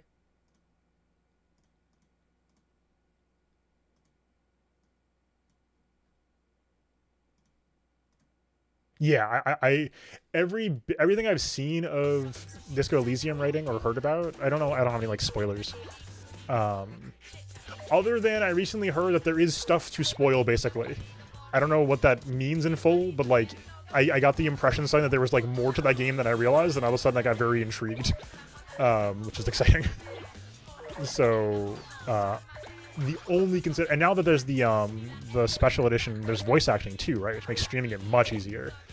So I know Couch, I don't know if you're still here or not, Couch, but if you're still here, I know you've been asking for Disco Elysium for a long time. So definitely want to get around to it, because I know I've heard nothing but amazing things about it.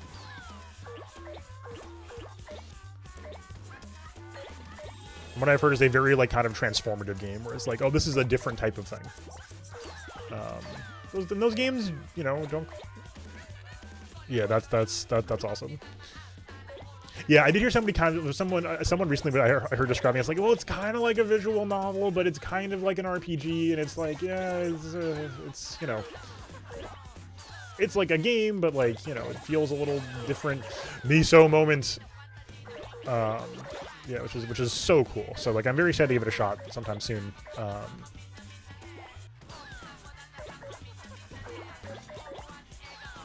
But that's certainly on the list. What was it?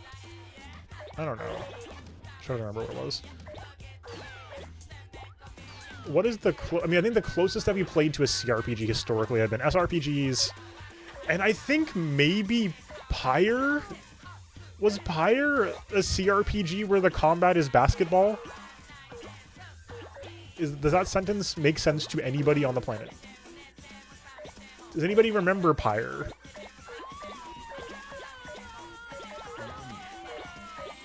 That's awesome, Coach. That's so sick. I love experiences like that.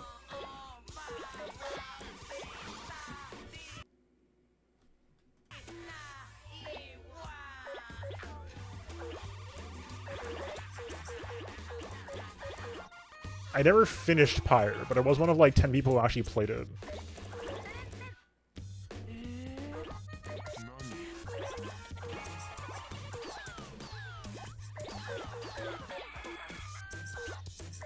Yes, the Forgotten Supergiant Games game.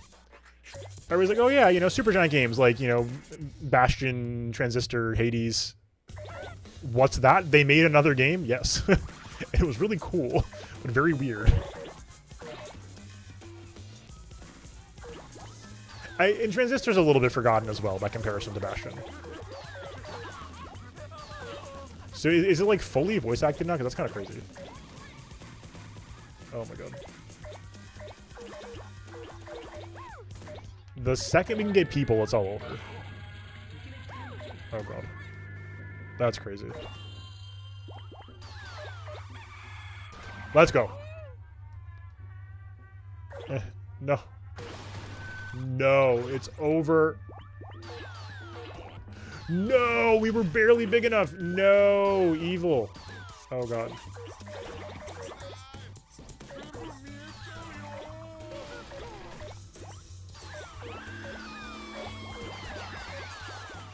Let's go. We have at least over a minute left. There should be plenty of time to clean up. This is a very, like, threshold-based stage. The second you can pick up people, it's like, it goes crazy. Time flies. Time is very messed up. Except we were a little slow on the uptake, I think. I think we were just shy of good timing on this, which is unfortunate.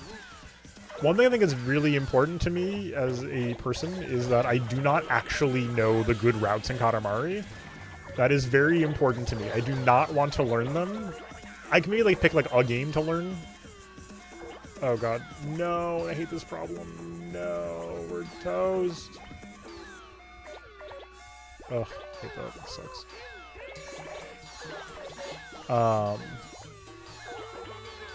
But like for me, like, and kind of Pikmin as well to a degree, like I really like that I don't know how to play these games optimally. Because it's much more fun when I don't know what I'm doing. Like, it would probably also be fun to know what I'm doing, but I prefer, I think, just like kind of being, like, kind of bumbling around, like making the game having that little bit of resistance where I don't know what's going on precisely. I do think, because I have virtually no attachment to Katamari Damacy 1, it might be fun to learn, like, the any percent route at some point, as, like, a casual speedrun. I got the whole damn school! Unbelievable. What are you talking about? Miso! You were wandering around a school? Someone will eat you if you're not careful. Miso. It's true. I do feel like Katamari Damacy is a game that is broadly just fully eclipsed by its sequel. Which is like a thing that is true of a lot of good sequels. They sort of eclipse their predecessor, which is to say, like, they're not worth playing. But once you play them in order, it's hard to go back to the first one. School is great. Playing with friends, confessing your love. Culture fest, sports fest, graduation, youth. Went to school too, of course. Yeah. It's cool. Wait. Hydra, we're playing We Love Katamari reroll right now. Just to make sure you're aware. I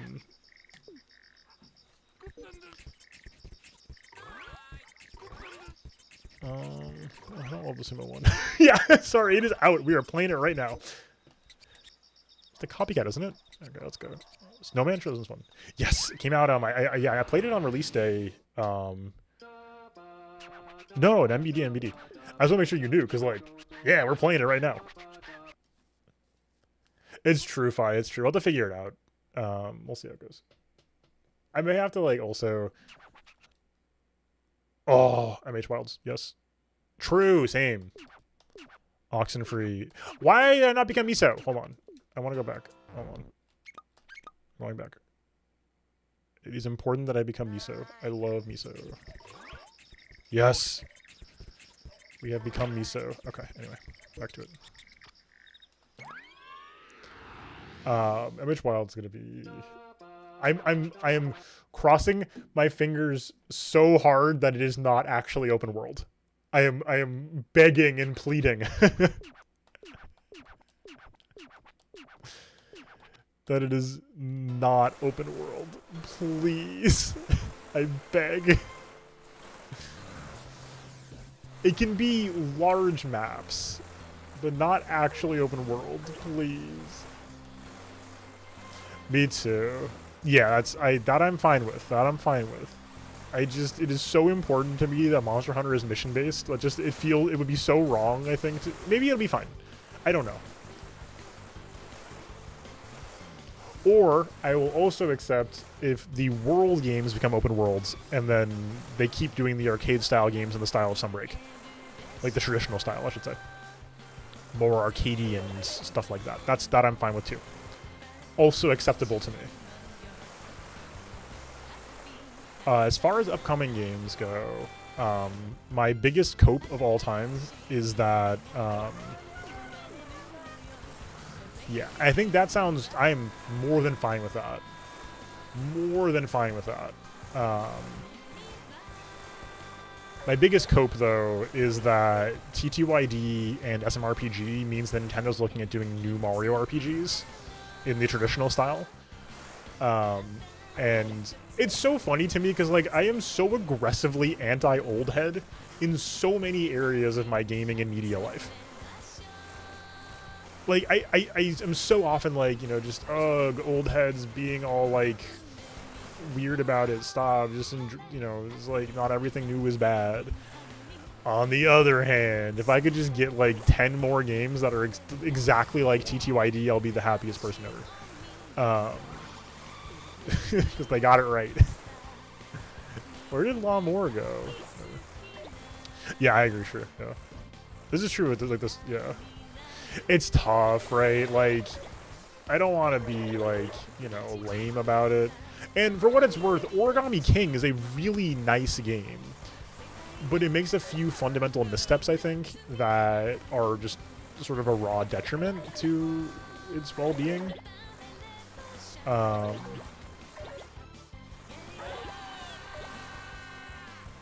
This is probably good.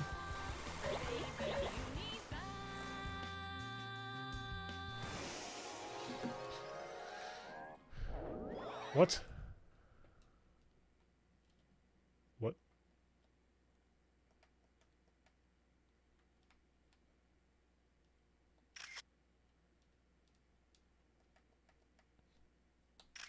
Oops. That was cool. But I don't think it's pure cope because we're getting SMRPG remake and then immediately TTYD remake. They clearly understand people like these games. We would not be getting the remakes if they didn't understand that. The question is, do they understand that to the we make a new one degree? I don't know.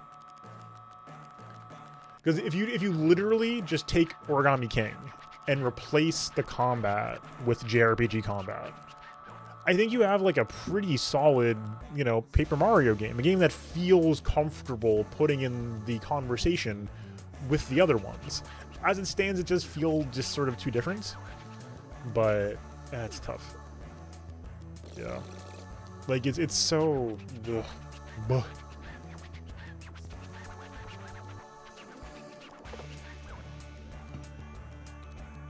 Yeah, I do think there's like there's certainly like you know experimental periods. Like you know, late '90s is a very fun time for people just sort of throwing ideas at the wall. But I do agree there's a lot of experimentation happening at all times. You know, we just have to sort of find it basically. I do agree with that, true though, for sure. And I don't understand that too because like it's free real estate. Twitter loves it. The artists love it. The merch sells itself. Now, Bobby was different. But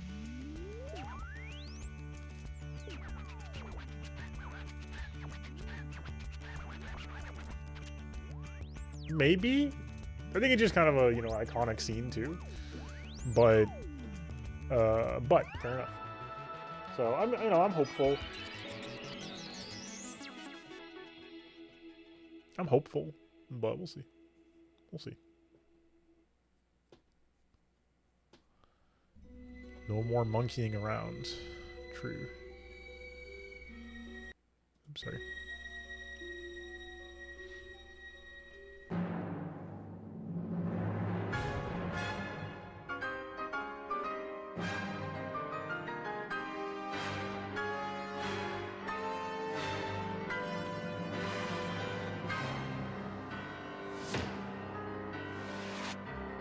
Yep, for sure. Control before, you know, Alan Wake 2 as well. Some really fun stuff.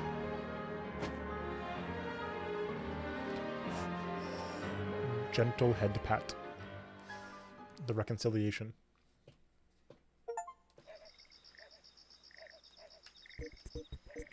The control is oh, it's so good. Alright. Kind of running low on my timing tonight. Which one is this again? Moshi mosh. Sure. Perfect timing. Let's go. I don't think I have. Oh, what? The Pompadour? Oh, we had a Pompadour. Sharpest of the sharp. Those were the days. Excitement. Your Highness avant-garde. Avant-garde. Alright, starting now. Well, let's roll with Vanguard style. Let's do it. MGS4 is so good.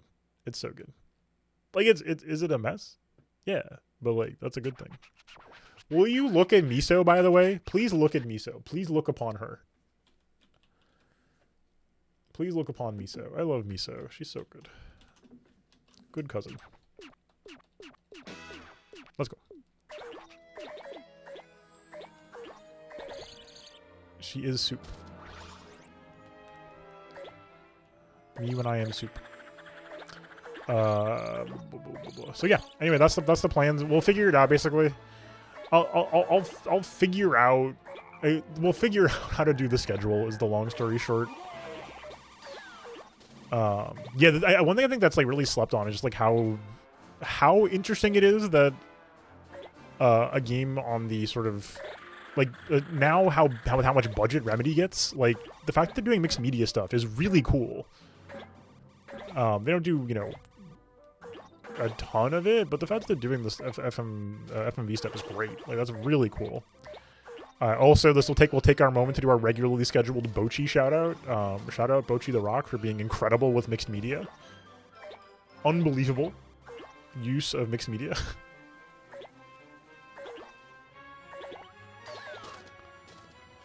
True. They're so much fun though.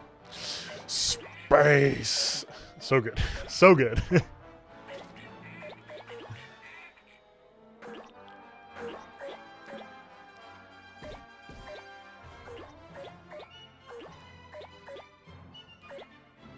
The one place capitalism will never go to, space, is like one of the most fun cutscenes of all time.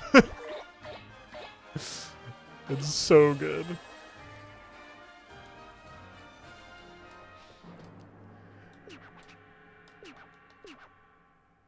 Get saggy. It's about the attitude of the pompadour.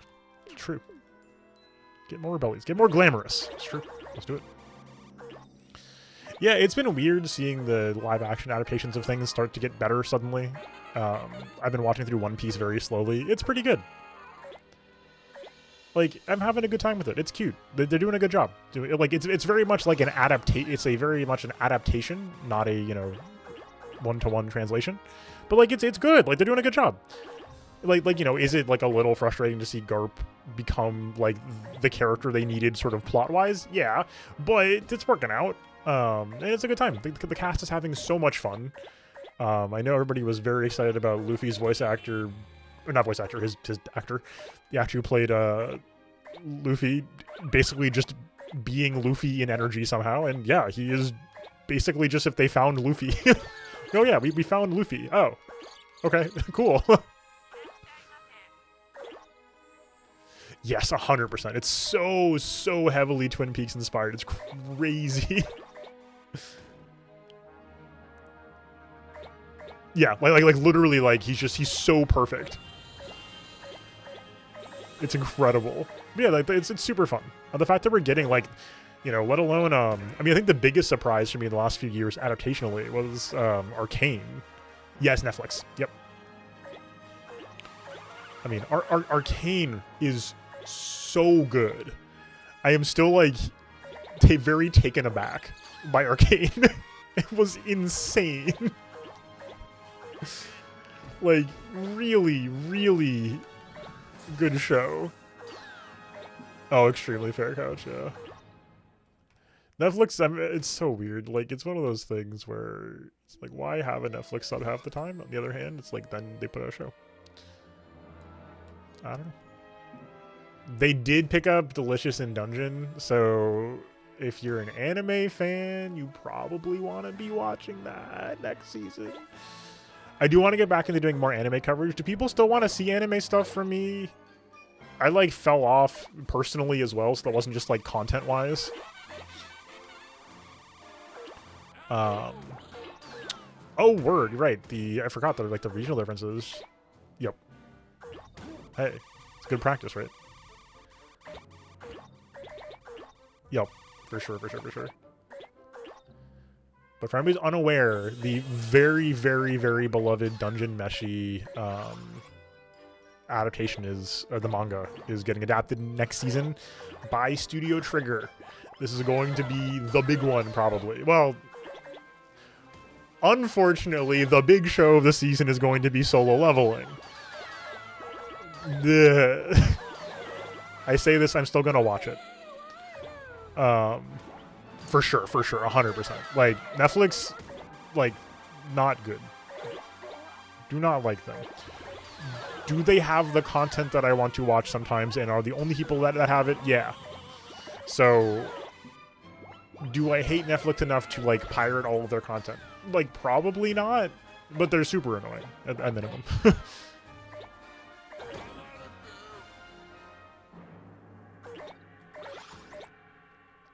But yeah, if you're gonna watch some stuff next season's gonna be sick for anime. Like I said, if anybody wants more anime content, I'm like pretty down to start doing more of it again. We have to like, you know, make the time and make better structure for it, I think. But I'm pretty down.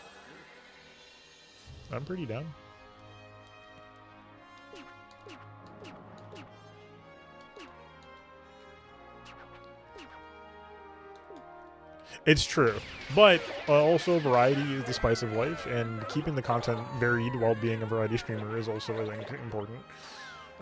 So, you know, it's also going to be a stream here and there, right? Not even like a weekly thing. Yeah. Who, Netflix does Hydra?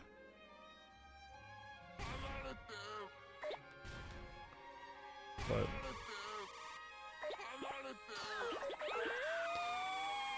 Really? Man, that's weird. Sony's getting a Sony's looking kind of scary lately with the amount of stuff they've been getting into. It's very impressive. I mean, hell, look at TFT streamers. Those are the people that really like impress me. TFT streamers are wild. Because like MMO streamers, like people who play MMOs, like for sure, like go hard, and there's like enough content for that. The people who can just like play TFT for 20 hours, that I'm just like, how? How? Like, you know, if you're rating for that long, like, yeah, that's, you know, that's like the beefiest content in gaming history probably that you're currently playing. Yeah, no, for sure. Sure. Yeah, Crab Rave Kotick is gone, by the way. I forgot to mention that as recent news. I do too. I like watching TFT. But like, oh my god. It's crazy.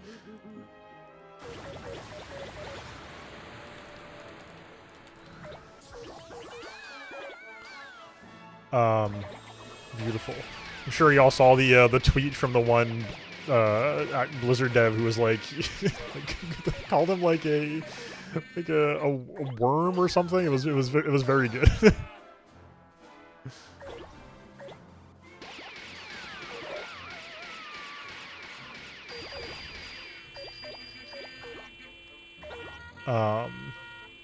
But yeah, so you know, we'll take a look at doing some more. I'll probably do it just, you know, on just as like an interest check. I'll try to do some more anime stuff. I'll be a little more structured about it than like, you know. But I think it makes for like a good like Sunday stream to like watch some trailers and do some takes and stuff. Oh, that is very sad. This next season should be pretty heat though. You heard it from me first. Speaking of takes, Couch, Solo Leveling is mid as a series. It is extraordinarily pretty. The writing is so mid though. It's really rough. It's like worse than mid. It's not good. It's very pretty. It's very pretty. And so like the hard part is like, it's gonna be the biggest show of the season because everybody's hyped about it. I'm like, oh my god, Solo Leveling. It's gonna be like taking over for Attack on Titan. The thing that kills me about Attack on Titan, by the way, I don't know if I mentioned that I watched the finale finally, and no spoilers. As somebody who has like seethed at Attack on Titan through its whole duration, with a couple you gotta hand it to him moments, Solo Leveling, which I read most of. It is the manhwa is incredibly pretty. Like, you know, as far as like, you know, high fidelity manhwa or webtoons go, it's up there. The reason why I'm doubly annoyed by Solo Leveling is that like it's talked about a lot. It's very pretty. It's not like, you know, unreadable or now soon to be unwatchable, but it's not great. Thing that kills me is that the very similarly drawn Omniscient Reader's viewpoint is dramatically better, and like people are picking up steam on it thankfully over time, but like dramatically fewer people have heard of Omniscient Reader's viewpoint than they have Solo Leveling, and that is a damn shame because Omniscient Reader is really good. It's super fun. It's a really good time, and Solo Leveling is yes, yep. To pitch it real quick, the high level concept is the main character is the last reader of a serial web novel. Upon reading the final chapter of the web novel, and the MC is the only person who's read it, this final chapter, they get a mysterious message from the author of the web novel. This is all chapter 1, by the way, so no major spoilers. Yo, what's up, AT? Happy New Year! Thanks for coming by, it's good to see you. So MC gets a weird email saying, like, thank you for reading, you were the only person who actually, like, stuck through all the way for this web novel. Very, like, weird moment there. And then the apocalypse happens, like, immediately thereafter. And the MC goes, huh, this is kind of like in the web novel, that's weird. And some more stuff starts happening. And the MC goes, huh, that's like, just like in the web novel, that's weird. And this premise sounds, you know, like, kind of, we've heard this before. The fun twist on the formula, though, is that the MC does not become the main character of the web novel. the main character of the web novel and all of his edgy, overpowered glory is still a character in this new world they've entered, which is, you know, based on the web novel. And the only advantage that the main character has is sort of foresight from having read the web novel. And then, of course, things start deviating from the script because now we're aware of there being a script. So, you know how it goes. But it's a very good time. The premise slaps, and there's a lot of really fun stuff. So if you're into, like, you know, setting up a very fun bit of world building and then breaking a bunch of rules with it, really fun stuff. Soul leveling is very much a fairly classic, more typical, like, I don't know if it's actually like cultivation genre or what it is, but just like a guy gets stronger very rapidly over time. Smile. He's edgy. That is not soul leveling. So that's Omniscient Reader's Viewpoints, and that is, oh god, is it available on Webtoons itself? I think it's on Webtoon. There's no anime for it or any other animation for it. But there is a very easily accessible Webtoon. So that is Omniscient Reader's Viewpoint. It's really cool. Again, it's not like, you know, high art. It's an action series, fundamentally, right? And it's not, you know, transcendent. But it's super fun. Yeah, it is on Webtoons. Yeah, I'll just drop a link quick. I am not sponsored by Webtoons. Yeah, exactly. And, like, the MC becomes overpowered in this because, like, he has foreknowledge of the events of the story. Well, it's a much more interesting place to draw the power level from than just, oh, he's the special guy. So it's fun. Let's go. Very provocative. No, for sure, I totally got you. Yeah, but like for what it's worth, like there is interesting anime in the sort of mainstream, but like a lot of it is not super interesting. You gotta dig like a layer or two deeper usually to find the good stuff. So yeah, we'll maybe do some more of that next season. I may do an end of, so I know we're a little late for it, but if I have some time next few weeks, I would love to do a like best of games and best of anime roundup at some point in the next few weeks. That sounds fun. We'll do either like a tier list or a ranking. That'd be fun. Yeah, that sounds right, sure. When I heard recently that, is it still going? When I heard recently, I think it was Ashita no Joe is still going. Is that true? Or there's some like spin-off that's still going? I was very like, huh? I read Banana Fish, the original. I have not watched it. That's insane. That's completely insane. That's completely insane. I love series that just go on forever. It's so funny. Yeah, I didn't mean to for a while. It's the, for what it's worth, the original Banana Fish manga is an absolute classic and very worth reading. It's super good. I've heard the adaptation was quite strong. Okay, so I gotta run. But so to recap real quick, I think we have a good roadmap for the future. I think we have a pretty good roadmap for the future. Where is this? So we have more roadmap to develop, of course, as we go here. But broadly speaking, this is we'll reorder these actually. That's a win-win-win. We love this. We love to hear it. Wrap up.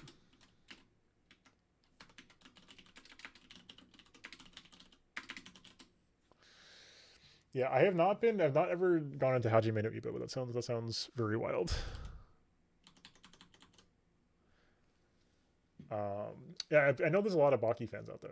That sounds like some good stuff. So anyway, upcoming Apollo Justice, Persona 3 are the immediate ones, and then Rebirth I think are in that order. Going to be the immediate ones. Put these roughly in order of time release.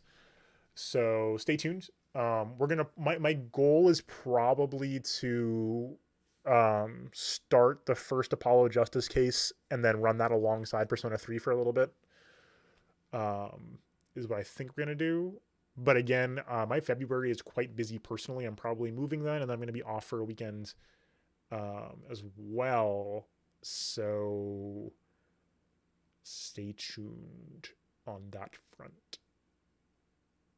But we will be doing Persona, of course. This has been long awaited.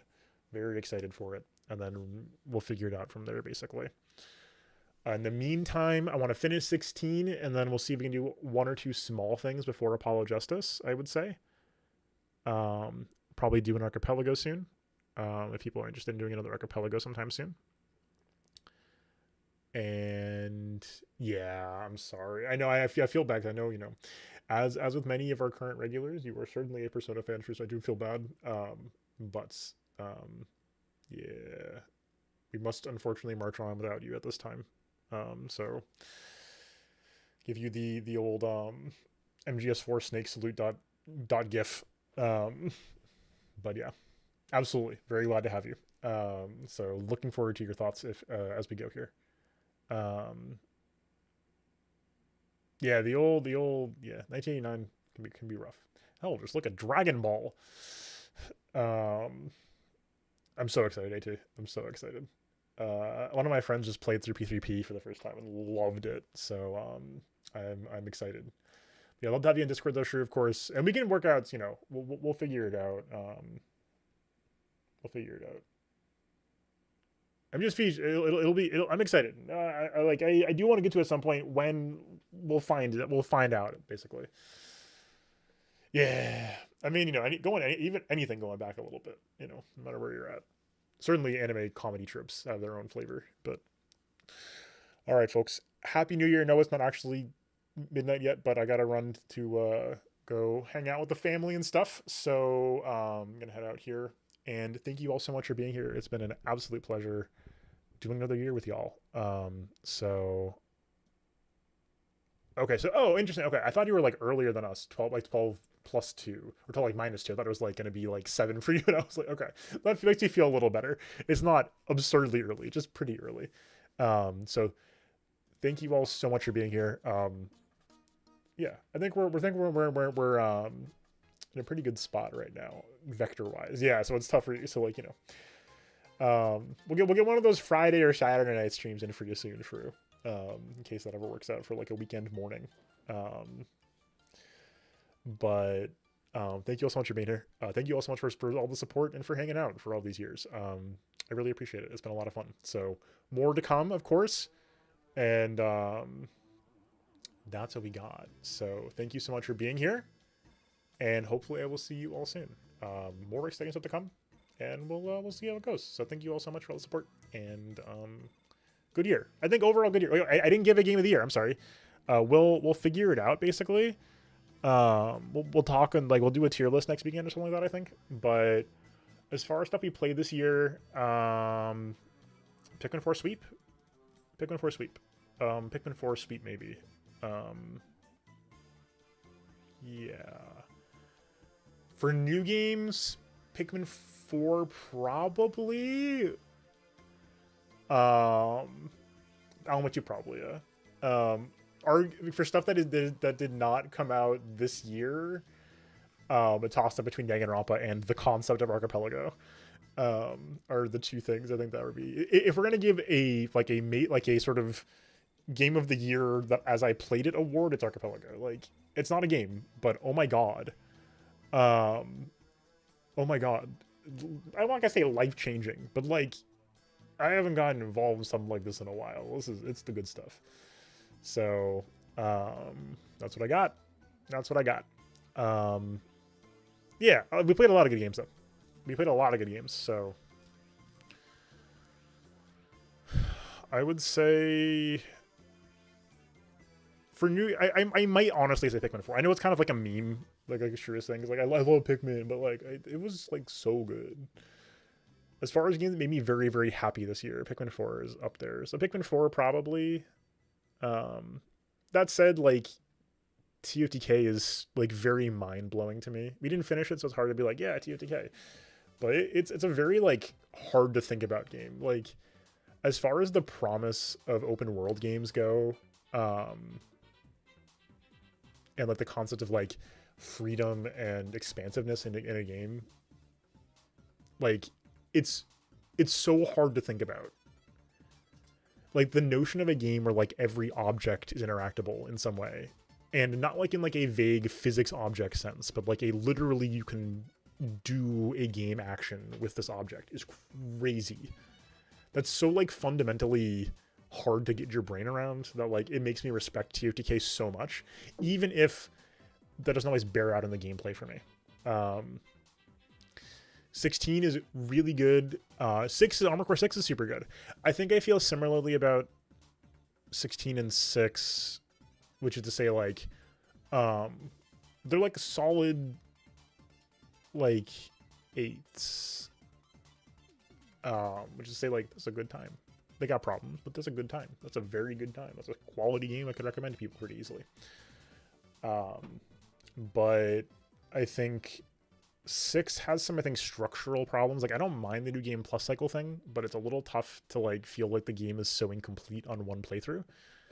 Because it does feel fairly like it's missing something. And I think it also felt fairly flat for me, like, as far as I experienced the mechanics. I know there's a lot of experimentation to be done. But, like, I wanted a little more variety.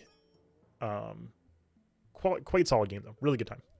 16, I've been very clear about what I think about 16, I think, in the 16 streams, which is to say, like, very fun combat,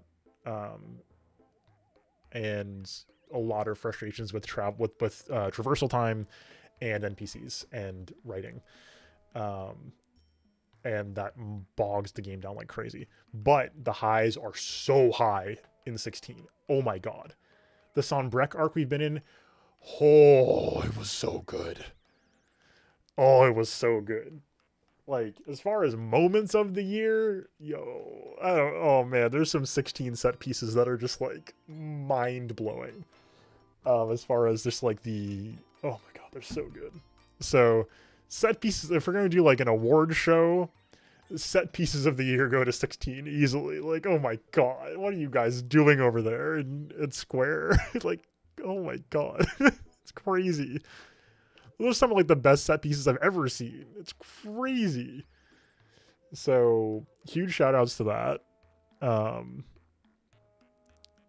Yeah, weirdly, like, you know, as far as games of the year contenders go, I do honestly have to give a shout out to Star Rail for like the whatever category it goes in for ongoing games or whatever. It's like, it's MiHoYo. I don't want to give MiHoYo too much credit. It's MiHoYo. I should give them some credit, but I have not seen a gacha game hit the quality of life and updates cycle so well ever. It's incredible how much work they've done on this game over the last year. It's crazy.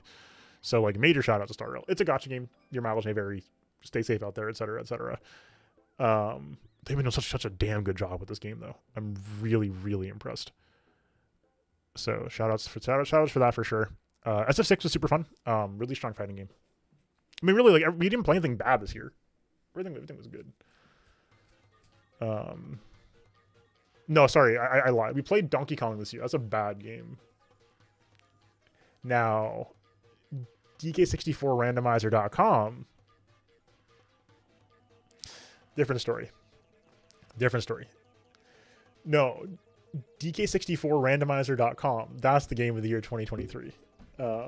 But no, I mean, genuinely, like, major shout outs to the team over there. Like, holy cow, they're putting in so much work. It's crazy. It is wild what they have turned this game into.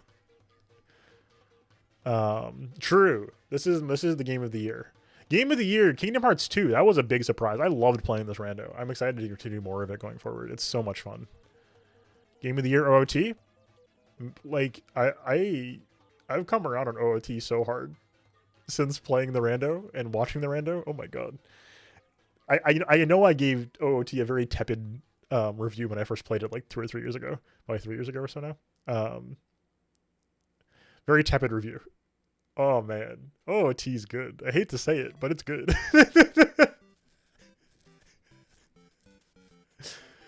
OOT is very good. It's like the bell curve thing where it's like OOT is good. No, OOT isn't good. OOT is good, but not for the reason you think. Yeah, Majora. as far as I forgot to put that on the list. I'm putting this in the no. I was saying put it in the content column, but I probably shouldn't. I don't know if we're gonna do it this year, but I would like to formally put on the list OOTMM, which for anybody who's unfamiliar is a combo randomizer of OOT and Majora's Mask. It is in comically active development. There are updates being pushed so fast right now. And it is very cool. It is also extremely long and very overwhelming. Will I ever be able to actually do this, let alone in one sitting? I don't know. Would I like to do it even across a couple of sittings? Yes, I think that would be fun. So I want to put that on the, like, I'd like to do that docket. Will we do it? Probably not on stream entirely. We'll figure it out. Once I get my feet wet with Majora's Mask, either on stream or on the side, then we'll look at picking up an OOTMM run for a stream, a long stream, very long stream, or a couple of streams back to back. So true, so true. The sleep stream, so true. So,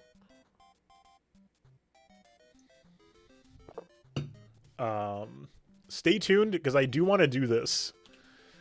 I do want to do it. I've watched people play it. It's really cool. It's just a lot. It's just a lot. Like the idea of, you know, having to find the fierce deity mask in OOT's water temple or something is very, like, my brain hurts. But anyway, lots of ideas. TLDR. Review of the year. This year was pretty good. We had a couple mistakes, namely the quagmire of Tears of the Kingdom FF16. That was sort of a mistake.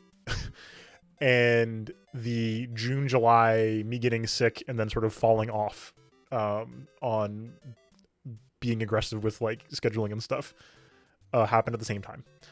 This was a like, I wasn't, like, having, like, a horrible time of it in my personal life, but it was like we struggled a little bit on the stream content side, and I think we picked back up this fall pretty well. So excited to, now that I'm getting through some of my personal stuff in this period, get back on the grind of working on new stuff, making things more exciting, and coming up with more exciting things to work on, and hitting the ground running. So I wish you all a wonderful new year. I will see you all next year.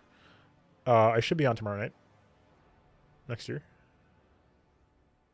Yeah, I mean, I was genuinely thinking about doing it. Like, I was genuinely trying to catch up on the VODs this year. But once I started doing the apartment shopping, it just became, like, I didn't have the time for it, basically. So apologies, but we will get there. We will get there. Like I said, these next 2 weekends are going to be tricky because of packing and stuff. But once I get settled in, especially, it'll be something I'm going to try to be hidden pretty hard. So I want to get this done. So stay tuned. Thanks for being here, folks. Hopefully I will see you all next year. And we're on the Discord this year or next. Come on my Discord. Hopefully we'll see you soon. In the meantime, 16 tomorrow, I think, should be the play. Schedules go up again next weekend or next week, or maybe tomorrow. Because I was, you know, end of year holiday stuff, so no schedule. But schedule will be returning, and we will get through 16 and move on from there. Stay tuned for Apollo Justice and Persona 3. Until next time, folks, enjoy yourselves, get some rest. Peace.